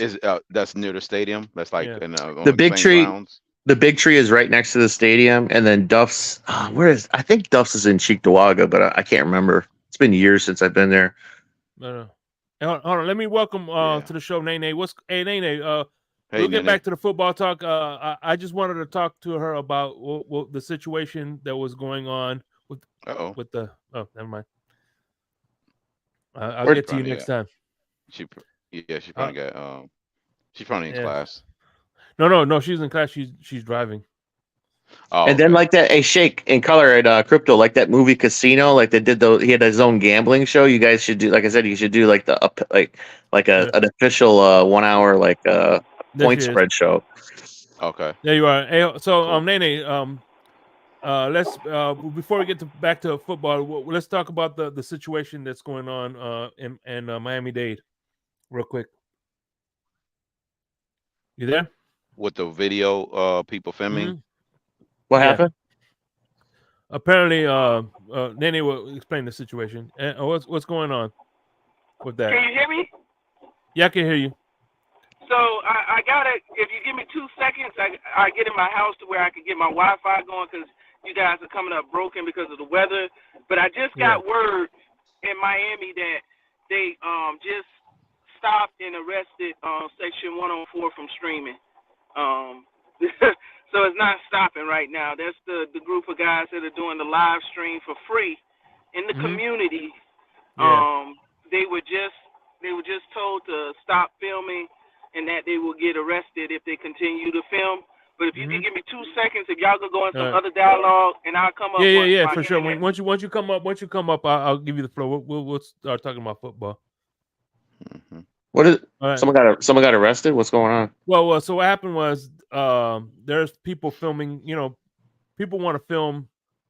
High school with cameras being more prevalent than ever. They're trying to film these high school kids so they could get tape for college. You know what I'm saying? Right. And they're preventing them to record their kids, their loved ones. So, and if you do so, you're going to be escorted out of the stadium. So Wait a minute. I'm trying to understand. So like parents and like friends and stuff, when they film their kids at a high school game, they're being prevented from doing that? Yeah, pretty much. Why? Yeah, just some people just got arrested. So I'll give y'all the full bill once I get in the house. Okay. That's weird. So let me ask you all this. What right now, being that we what do you think of the Buffalo Bills against the undefeated Commandos? The Commandos? I love that. I love the movie Commando. Whenever I was told you I was going to kill you last, I lied. Yeah. I love that movie.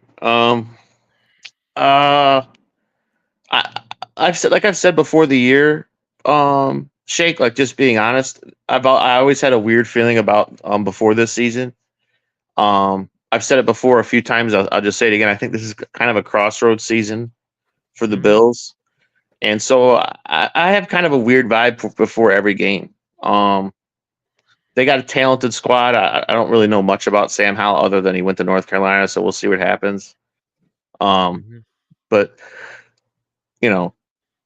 I just think sometimes the Bills can be a little inconsistent, that I don't know if they necessarily deserve the benefit of the doubt with anyone. So, I mean, I think they can. I think they'll probably win the game, but it's just I don't know. I mean, they should.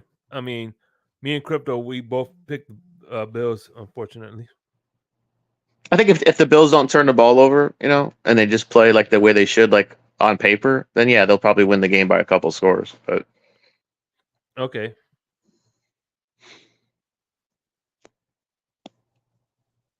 There's supposed to be a lot of rain.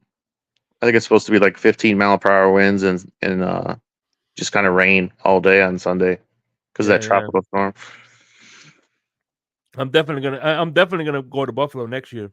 Some New York game next year because I got to meet up with because I'm on. I'm on Larry K. You ever see me on Larry K's channel? Oh no, nope. No, I'm on two channels. I'm on the Finn's Tailgate and the Fanatic Fury fam. And Larry K, he's from the Jersey area, so I definitely got to go meet up with him. Right on. So, the real OG is in the building. What's going on, the real OG? Hey, appreciate it, Shay. What's going on, panel? Welcome, the real What's up, OG Lewis? is in the house. Real OG's in the building. Oh, I don't know who Lewis is. Is the real OG.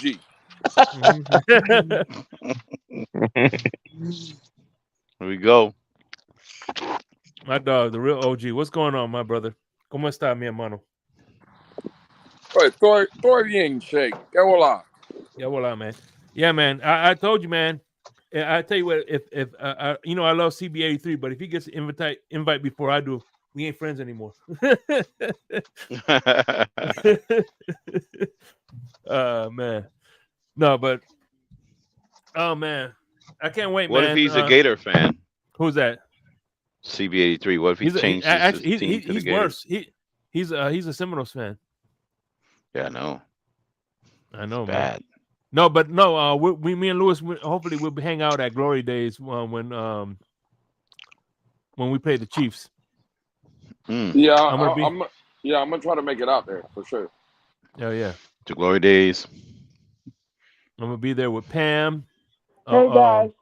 Yeah, what's going on? Y'all still talking what y'all talking? I just reset the Wi-Fi. Yeah, for sure. We got the real OG in the building, by the way. Oh Lord, Lewis, him and No, we don't. We listen. We there's no Lewis here. There's only the color, Josh Allen, Crypto, Nene, and the real OG. I don't know who this Lewis guy is. Yeah, I don't know. Is?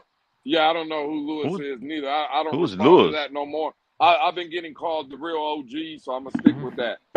Yeah. Yeah, That's but if all you I know. I don't know who Lewis hear, is. Yeah, me to neither. hear what's happening in Miami-Dade County, and I Okay. definitely appreciate the platform because we need to for get sure. this message out. So I'm a Miami Central alumni. I got word earlier last month that guys that were streaming for free were being escorted out of games by one man, Mr. Daryl Halsenfirth. Apparently, he's an employee of Miami-Dade schools, and he sells merchandise, hats, T-shirts. So apparently, he is telling people that he has the rights to Miami Central Senior High School and Miami Northwestern, meaning if you go to the football game, if you're caught with your phone live streaming, he has you removed out of the game because he claims trademark rights for those two schools. Here's the funny thing about it. It was just 24 hours ago, Miami Central played Charlamagne Madonna, right? Just on ESPN. So it just goes to show he doesn't have this contract. He's bullying the people, the local people. There's a couple of guys I know, they do film. The parents of the players want these guys to be their recorders of their highlights for when college recruiters come down. They have film for school, for getting into colleges and universities. They are being prevented. In one case, there's video of a person being assaulted because he's asking, why am I being kicked out the game? And the police officer states repeatedly, they want you out of here. And the gentleman is saying, well, I purchased my ticket. Even if I stopped filming, I still bought my ticket to watch the game. And the gentleman is very aggressive. If you follow me on my Twitter, I have the video up of them being removed, even though they paid for their tickets to sit and watch the game. So it is full madness in Miami-Dade County. I talked to the principal of Miami Central High School because I'm an alumni. I donate to the alumni programs to include the band. And I told him I want answers. If I'm donating instruments and things of that nature, I want to see the band on Fridays. So where is the streaming service to replace the people that you're kicking out of games? Mm-hmm. And he's playing both sides of the fence. Apparently, him and this gentleman are in cahoots with each other. They're naming Stephen Gallen, who's also on the school board, as an accomplice. That this bid that he had to have the rights to Miami Central High School and Miami Northwestern, no other parties were informed of it. Now here's the kicker. When I viewed the contract, I had my professors look at it, and come to find out, it's not even a legitimate contract. It's an award letter from 2021 to 2022 that gives him rights for merchandising, hats, T-shirts, paraphernalia, but it says nothing about streaming and it's nothing about filming.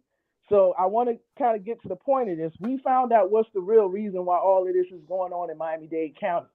Mm-hmm. Apparently, they struck a deal with some video company to record a documentary on Trash Power Stadium. And Trash Power Stadium, if you're from the area, you know what it is. Oh yeah. Hey, by the way, does Wilcox still call the games?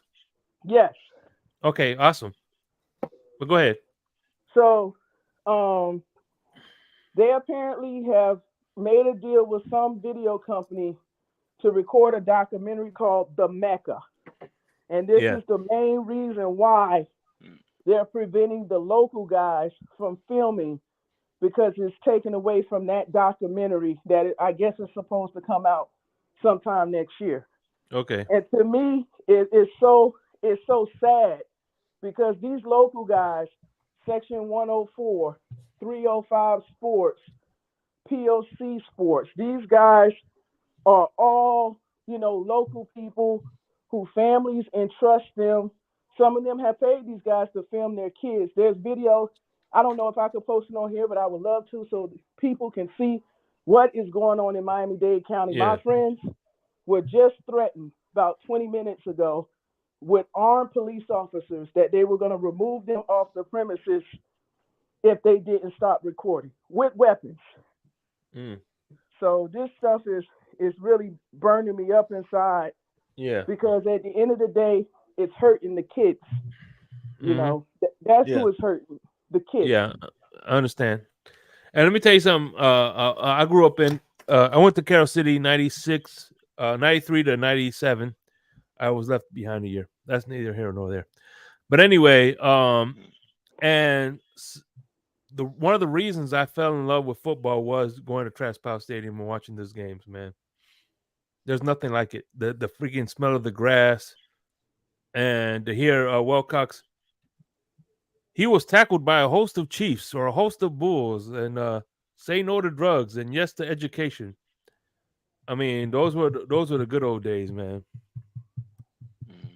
Yeah, he still says that, but I just, my heart bleeds for those, because those guys that stream, they help alumni like me. I'm no longer in Miami. I'm in North Carolina, and even throughout my military career, I was able to watch the streaming service. So when I talked to the principal, I said, so what is the replacement service for what you're taking away from the people? And he keeps telling me, oh, give us 7 to 10 days. We'll get back with you. 7 to 10 days. And now we're almost halfway through the season. I have a recording of him as well, saying that this gentleman, Daryl Halsenberg, owns the rights of trademarking, which anybody has common sense about this, you cannot trademark a public school. And the documents that they have, well, what we've seen, it's a non-exclusive agreement. It's not exclusive. So even the paperwork we have seen, it shouldn't just limit it to him being the person that does this. And my problem is what happened yesterday. ESPN came in there and they didn't turn them away. They didn't have armed police officers going to them and removing them from Trash Power Stadium. But because ESPN has better lawyers. Let's be real. Exactly. So I would, I know not everybody is a fan of me, But if you're in Miami-Dade County and you believe with these kids, you know, what they're doing, they're trying to. Some of these kids have become Miami Dolphins. Duke Johnson played for Miami Norland. You know, all of these kids that come through our area, this is their dream. And to have one man, you know, to be the person, and like I said, the videos are disgusting of him harassing people, threatening people. One gentleman said that he was just going to stop recording. He followed him throughout the stadium, staring him down, walking up to him, intimidating him. It's just a mess down in Miami-Dade County right now when it comes to that. It happened at Tropical Park last weekend too. They removed some guys that were streaming for one of the recruits of Ohio State. The family personally hired this individual to stream, and even parents, they're being told that they can't stream their kids. That they have to turn over any video footage they have of their child to one man.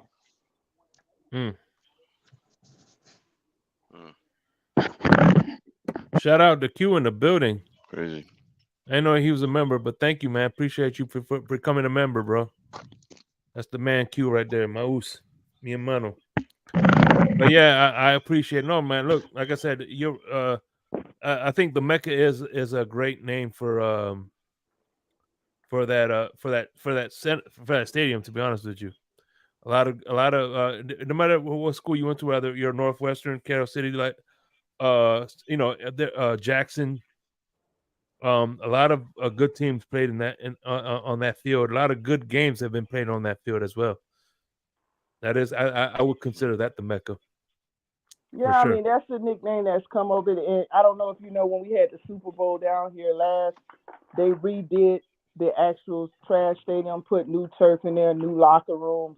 A lot of the alumni that have, Chad Johnson, he's very vocal about being from the crib, as we like to call it, and giving back to the community. Teddy Bridgewater, all those guys. And it's just really a crying shame.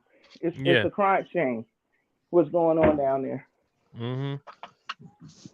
How's it going, everyone? What's going on? I witnessed. I seen Santana Moss play in that stadium. I seen Nate Webster play in that stadium in person. You know what I'm saying? How's it going? Snoop Menace.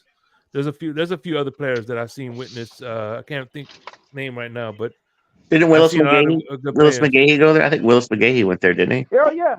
Me and Willis McGahee. Willis was class of 2000. I was class of 2001. We knew each other very well. Like I said, he communicated with me throughout my career. Dalvin Cook, James Cook, Devontae Freeman, Joseph Yearby.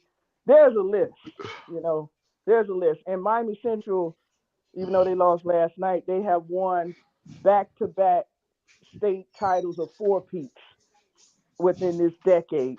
So 8 out of 10 years, Miami Central has been state champs. And last year, in one poll, they were national champions. So there's a lot of attention.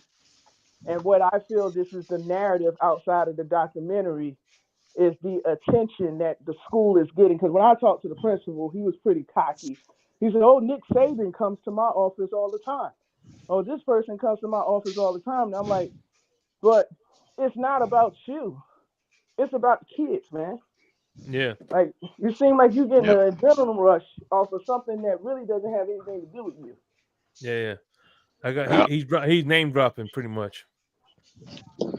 So quickly, Nene, is there any kind of action being organized at the moment that maybe people could go to sign or express their support or? Yeah. So here's the thing. Good question, Carter. Thank you.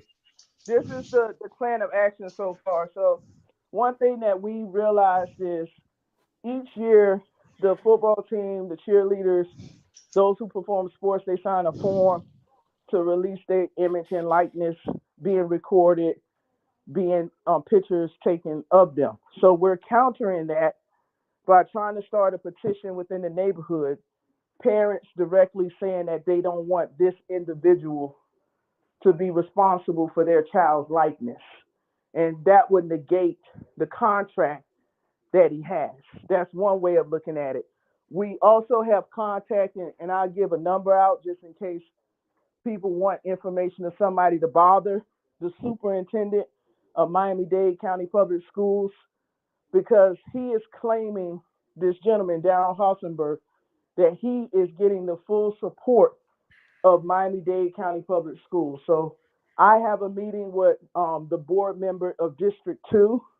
Even though I'm in North Carolina, I have a Zoom meeting scheduled with her to address this issue. I say if you're in Miami-Dade County and you can get downtown, complain. Go up there and talk to whoever you need to talk to of what's happening at Trash Power Stadium. And it even happened in Las Vegas and Ocala. So it's happening out of state as well. And I'll put the guy's name here so you can have the name that he needs to be removed of his duties. And we also are looking at, I know people are going to laugh about this, lawsuits against him for harassment to those gentlemen in Las Vegas and in Ocala, because there's video footage of that. But for the people here, it's just, if we can get, I was thinking about Help Me Howard was a big thing when I was in high school. Yeah, Channel me too. 7 News, Channel 7 News, Channel 6, Channel 10. I've already reached out to a couple of people that I know to see if we can get this story in production. Miami Times, Miami Herald, I know Color, I think you said you're from the Palm Beach area. Any way we can get some traction on this story so it doesn't die. So that's what I would suggest. Once I get the time, I'll get the number of the Greater Miami Athletic Conference, because the guys that got kicked out tonight, the police told them that someone called that particular group, Greater Miami, GMAC, to have them removed, which we don't believe that, but I will issue that number and who's in charge there.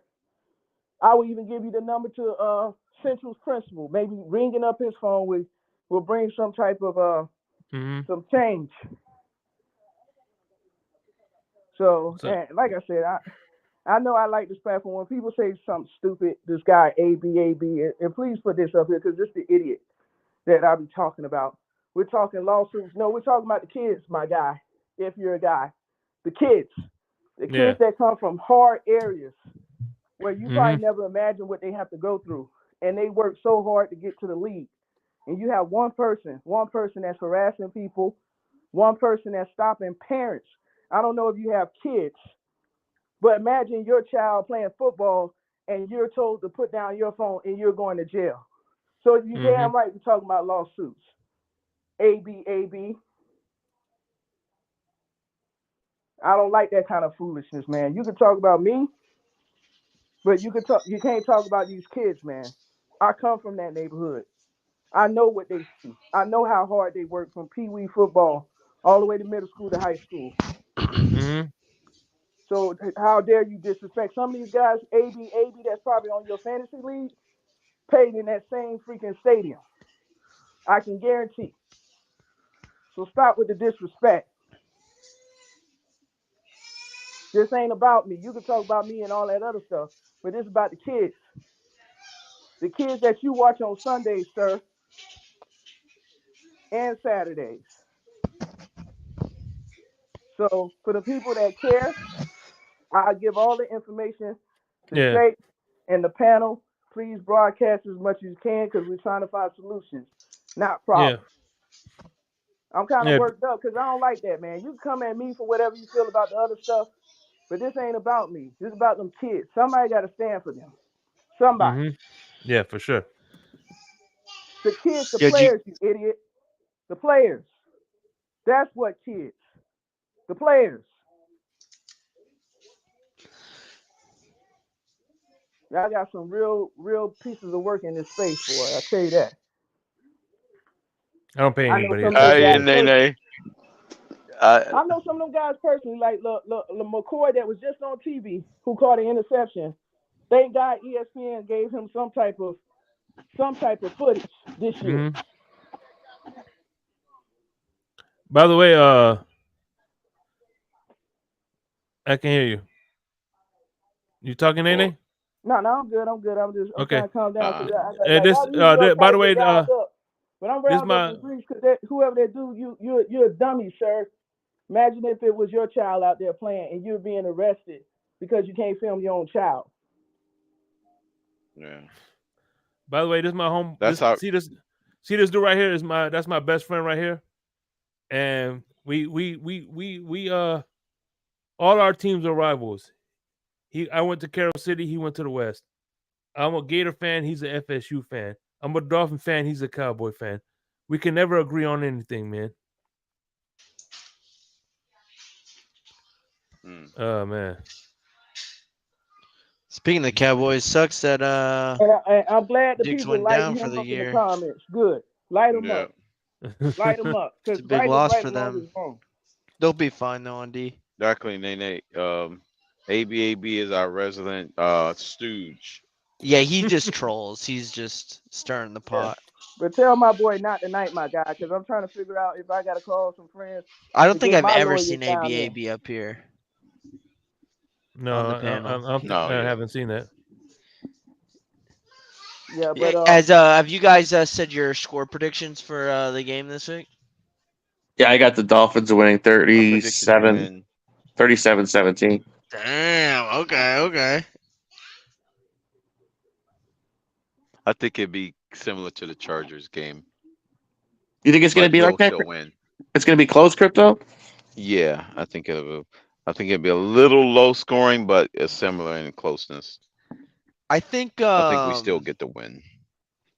I think we'll win by 7 to 10 points. I think Sean Payton does not want to go 0-3. If they go 0-3, Right, that's why season's I think over. it'll be closer. Right. And by the way, shout out, you know, hold on real quick. Shout out to Hooked Up Joe becoming a member, man. Be like Hooked Up Joe, become a member, support the channel. Hey man, it's because of members like Hooked Up Joe, my man Q, and other members that I'm able to do this and bring this content to you guys. So much love to you, Hooked Up Joe. I appreciate it, man. Hopefully you guys could use the start using the OG, the emojis. I like using personally. I like using the buffalo, flipped upside down emoji. So what's going on? Yeah, I think the Broncos in both of their losses played very close and just lost at the end of the game. I mean, the Commanders game, they won that game and just let. Yeah. Hold on. Before we get to Dolphins, is there anything else? Hey, listen, why don't you drop the link to your Twitter, and I'll post anything on my Twitter. If you any information regarding tonight, it's gonna be on my Twitter. You just when you tweet something, just tag my name on it. It's gonna be on my Twitter and on Nene's Twitter. So, any information, please visit or either myself at Shake Money 4 or what's your Twitter handle? I'm careful with that with everything that's going on, so I'll Okay. just facilitate through you right now. All right, so yeah, check out my she'll post my my any information on my Twitter, Shake Money 4 or Shake Money 78. And Nene, don't pay no attention to ABAB. He literally just turned 12 years old. Right, So, yeah. you ain't got to worry about him. I'm just mad that I was trying to get on here with y'all and they gave me the call that they got kicked out the game, and I'm like, man, like this gotta stop, man. Come on, man. It gotta stop. Yeah. By the way, I'll follow you on my. What do they have the game by kicking them out of the game? He's hoping if his handlers allow it, they might allow him to turn 13 this year. I think you're being generous, Color. I think he might be like 9 or 10. I don't know. Oh man.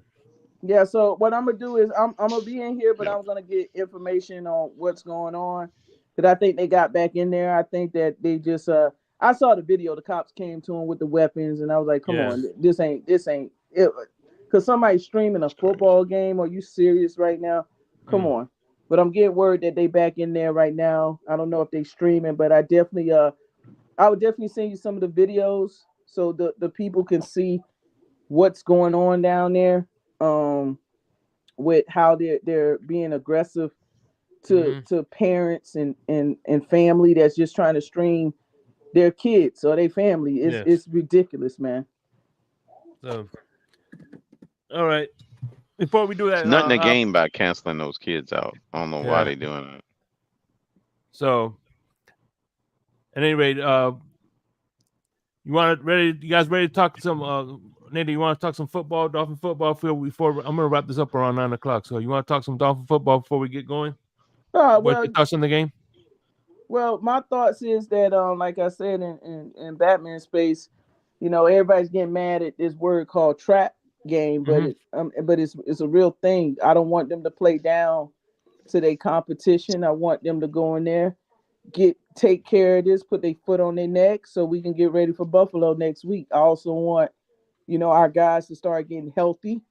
The more health, it'll make the job easier for other people on the team. I hope that Tua and Connor just been all week working on their snaps. Whether it's the shotgun under center, I hope they've been working on that because me too. That could be a problem going forward. And I don't know if Jason Saunders need a mental health day or kumbaya. He need to get his head together so when we put you in the game to make He field need to goals. get cut is what he needs. Yeah. Well, that's before he loses us a game. Tua and Williams were working on it, doing every pregame. At least when I was there in New England, I saw them. I got footage of them working out. Oh, I forgot, Crypto. You working went on to it. that game, right? Yeah, they were working Nice. on it, doing the pregame warm up. And ironically, Jason Sanders missed the field goal in the same fashion that he did in that game. He did it in warm ups. I was like, I hope this is not an omen. And it turned Crypto. out to be true. Hey, Crypto, Yeah. you don't have to answer because do you live in the Virginia area? Because I used to live there. I used to live in Portsmouth and Churchland. Ashburn, Northern Virginia. I was. Oh, Northern I Virginia. moved in the region. Yeah. Gotcha. It's I used to live in Hampton Roads. Oh, you was in the southeast part. Okay. Yep. Down on a Navy basis. Yep. Navy. I lived there for down there. 7 years. I've been to Greensboro too, Nene. We used to play. We have these championship Pop Warner games when I was a youth football player. The Hampton Roads Pee Wee Pop Warner football teams would travel down to North Carolina. And we'd have these football games, these championship bowl games. Let's be clear. I'm Dade County all day. I don't know all about North Carolina. I retired here in Fort Bragg because Fort Liberty now because of the VA hospitals are They top changed notch. the name of Fort Bragg? Yeah, it's Fort Liberty. It's Fort Liberty now. What? Yeah, it's no longer. Why? That's like one of the That's most one of the notable big base too. That's one of the bigger most notable bases bases that in the changed. country. That's crazy. Well, That's the special forces thing. Apparently it was named after a Confederate general, and right during COVID they had decided to I remove remember all that. of the Confederate. I was in at that time. I mean, I wasn't in the army, but So Fort Lee was changed too then, or Fort Sill.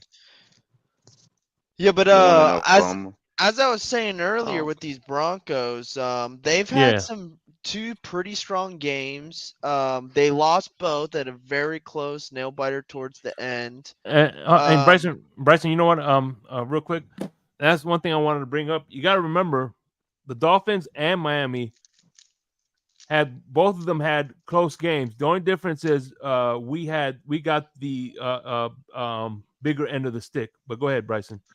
Yeah. No worries. I you said and Miami. Wait a minute. Hold on. Wait a minute. I missed that. What you said the Dolphins and Miami. Buffalo and Denver and Miami both had close games. The only difference is the two they bounced our way. You know what I'm saying? That's pretty much a lot comes down to a lot of games. My point that I'm trying to get let's not act like the Raiders were any kind of serious competition to be beating the Broncos. That's true. For sure. I'm just my point is that I'm trying to get to is this team is just as easily 0-2 as it is 2-0. Now, does that mean anything? No, not necessarily. I think would the disagree Commanders. with that, I think well, let me. I mean, technically, I've been getting cut off. Go ahead, Bryson. I'm sorry. Go ahead. No, you're fine. I understand what you mean. The Commanders. I don't think the Raiders. I think the Raiders are not relevant. I think the Commanders are a sneaky team in the NFC. I think they're going to shock a lot of people. I think they're going to cover. I don't know if they're going to win. I think they're going to cover 6.5 against the Bills this week. I think Bieniemy starting that offense, getting things moving. I this line of 6.5 is really kind of weird to me. Not to get into gambling, but Vegas knows what they're doing. When they set these lines up, It's they're 6.5 pretty because close. the head coach just called out their defensive coordinator and their quarterback in their post game presser last week. For sure, but this line, in all actuality, first home game, our defense always historically has played better at home. Miami's coming home 2-0, getting ready for a big game 2-0. next week. I think this line should be 9.5. Personally, the fact it's 6.5 makes not me a gonna little do that. scared.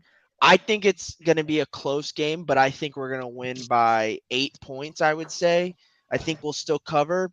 But this is one of those games you can't be sleeping. There's a veteran quarterback. He's a Super Bowl winner with a veteran coach, also Super Bowl winner. Which means junk time.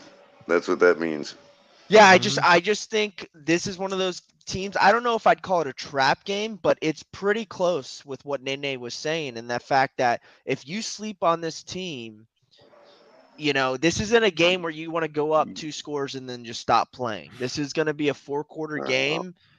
And I think that this is going to be, this is a big game for us because if we go to Buffalo 3-0, that's going to be scary for Buffalo. Buffalo does not want us to be winning this game and then going with a 3-0 confidence into Buffalo. Yeah, I'm here to put out the trap fires, dude. Fact of it is, ESPN Analytics had us 61% to beat the Patriots last week. We're 70% to beat the Broncos this week. Yeah, but they also had us 3%. Yeah.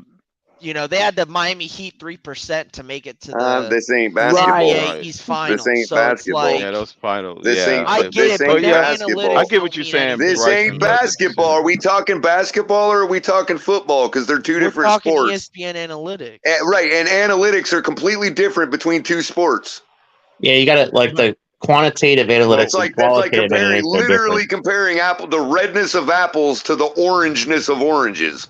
Yeah, Bryson, you got to understand a lot of those I analytics. understand where you're coming from, Bryson, but I get it. hold on. Yeah, Sports. the I'm talking reason about why I You'd have think made a better case if you'd have said last year that the ESPN had us 17% to beat the Bills when we beat them in the first meeting. So you would have had a better case there. A lot of I'm those. not trying to make a case. I'm just trying to make a case that ESPN Analytics don't mean anything because Staley over in San Okay, well, Diego nothing or you wherever said they means play. nothing you said means anything either. I mean, gotta- why say that, bro? A lot of. Are you just purposely trying to be insulting to somebody or what? Who No, am I insulting? no color. No, color. Well, nothing. How Hold about on. this? I think he was Nothing just you saying- said means anything either. How about that? No Well, color. all right. I don't think he's trying to be. I don't think he's trying to be. funny, man. Real quick before we get to insulting and whatnot. Fucking hilarious, dude. Shout out to Cruz. Hold on. Shout out to Cruz with the 2 donation saying EM as a whole. Where's the OG? Oh Well, boy. OG just left, and EM he'll be up here in a minute. He probably is us. Never lurking gotten in the so much shadows. pushback about saying our team has a good chance of winning, man, and I ain't afraid of the I trap. agree with you. I Get more I don't think pushback it's a saying trap that. game either. I just don't y'all think- y'all sit here and shit on Pete for 2 years straight because he don't want to be positive. Wow, No, I fucking want amazing, Pete to man. be negative. Every No. time he says we Jesus lose, Christ, we win. man. I love it. But Just make up the fuck your mind and tell me what you want to be one day. Optimistic or pessimistic, bro. You just let me know when you roll into the room so I know how to handle you, bro. But Color, I gotta ask a question. I am to you. what I want to be. I'm I gotta following the ask. dream. I know y'all probably jiving And I'm just around, but- asking you to let me know how it is so I know how to handle you when you come in the building. Am I missing what happened here? What's going on? I don't know. I have no idea. I have no idea. Nothing.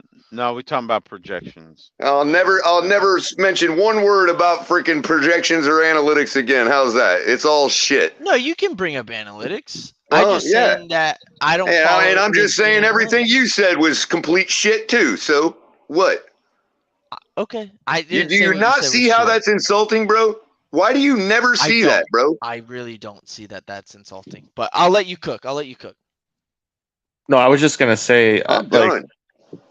I was just gonna say to help. This is just my opinion. Okay, maybe I'm wrong. Maybe I'm right. I'll let others decide.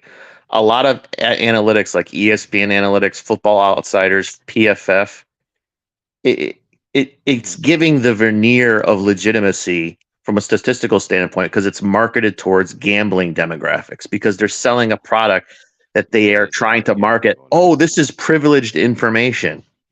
And if it was really privileged information, you wouldn't know about it. I'm not saying there's nothing to analytics. I'm saying Wow, the bro. analytics. Really? Are we going to, just because I brought up analytics, we're going to have a whole discussion about the trustworthiness of analytics now? Is that what we're going to do? Really? I reckon so. No, wow. Y'all got way too much time on your hands, man. Hey, everybody's got time. You know what else is an analytical number? What's that? How about when you all say Tua is this and that, so we're guaranteed to be this and that? How about all that analytics? Color, what's going? I don't understand. I don't understand what you're mad about, dude. What's I don't. Do you not understand how somebody could feel insulted when every single time they open their mouth and somebody disagrees with it, somebody's got to tell them what they said is full of shit, instead of just saying, "Hey, I disagree, and I think we're gonna lose." Color, could have just said that, bro. Color, I didn't mean it like that. If that's how you took it, I apologize. That was not my motive or intention. So I do apologize. No, your motive was to make yourself look better and look correct. No, that was so not, you had to that was shit not. on the analytics, bro. No. My whole motive was to just say, me personally, in my opinion, which is not anything to go home crying about, is that I don't trust ESPN analytics, because in the past I've seen them put out. Well, which analytics do you trust, bro? Because they're all saying the same motherfucking thing, bro. In the past, all of them are saying the same thing. You want me to go to SI? You want me to go to Sports Illustrated right now? Is that better for you, bro? Let's go. No. Let's go right now. Let's go right now. Hold on. No, we're gonna do this exercise because it's ESPN analytics. So we're gonna do this exercise. Because nobody trusts ESPN analytics now. Okay, fine. No, not nobody. Me personally. Once again, I said me personally. Right. You personally. Okay, well, I'm talking to you right now. Okay? Go ahead. So I'm getting there right here. Let's look. Oh, Sports Illustrated. I wonder what their analytics say. Okay. Soon as it wants to pull up. Oh, 68% Miami. Ooh, wow. Should I trust them or should I trust ESPN? Or should I trust you? I once again, I said my personal opinion, which is not anything to go home about, not anything to trust.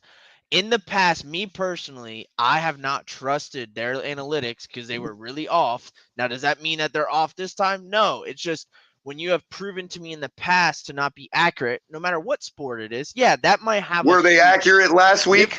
Were they accurate last week? I don't check the analytics. I told you what they were last week. Okay. Were they accurate? I don't know what they were. Oh, because you were only waiting for me to finish so you could shit on what I was saying. I got you, bro. I got you.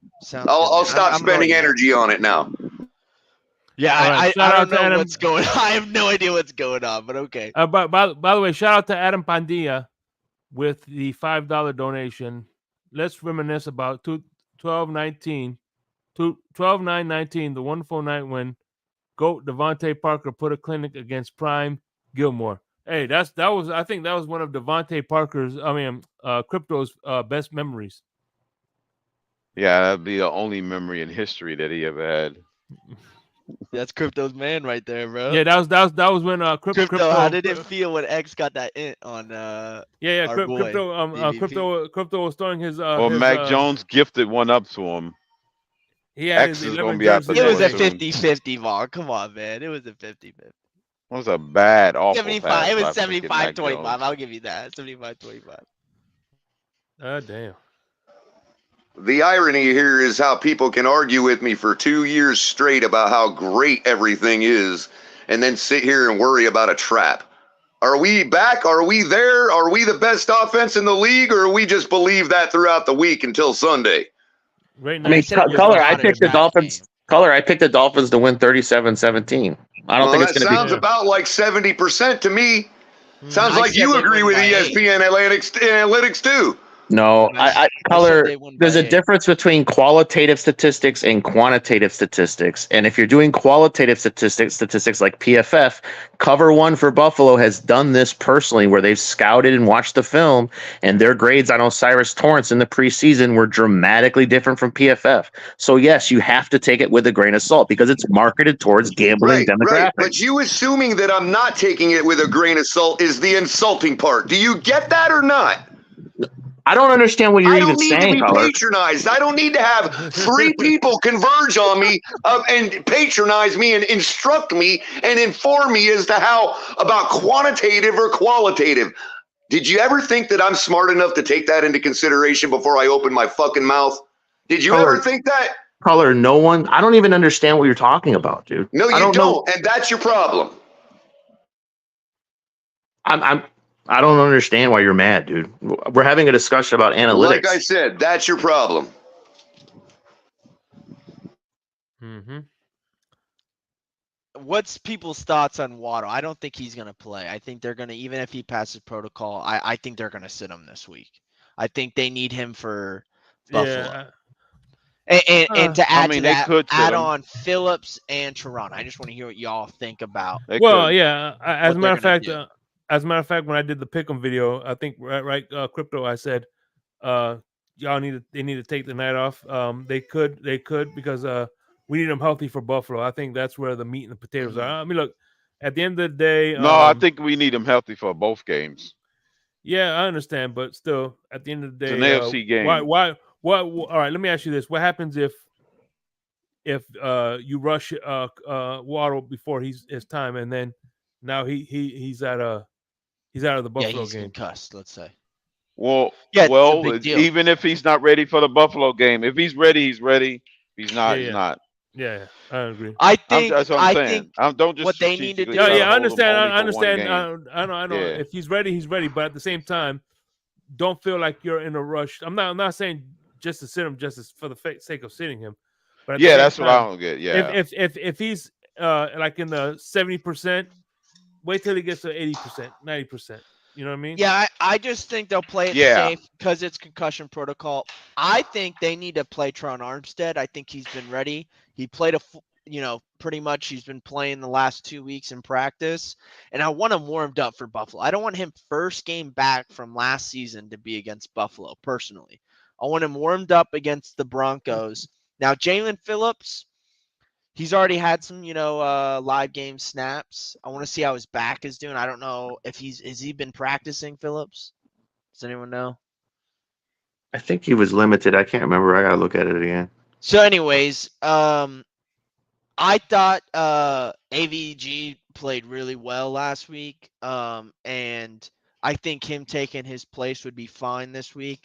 But again, those 3 players, whatever you got to do to get those 3 players to play next week, I think that's the answer. I just want to see Teron start this week just so he can get a game under his belt before we go to Buffalo. For sure. Sorry, AB. I'm sorry it hurt you so bad that you have to fucking be insulting like that. Color, why are you so angry right now, bro? You're so angry. Come on, Don't fucking man. ask me that question. Don't fucking ask me that question, bro. Color, you're big. It's Friday night, dude. Yeah, so get the fuck over yourself. It's Friday night. Quit worrying about what I said about the fucking analytics and just let it roll. How about I was just trying to fucking be encouraging to people? How about that? You had to shit on it. That's why I'm fucking mad. And that's why I'm insulted. I apologize, Color. After you all fucking rail on me for 2 years about being pessimistic. The fucking irony is so thick, it's unfucking real. Hey, Color, do you need a Snickers?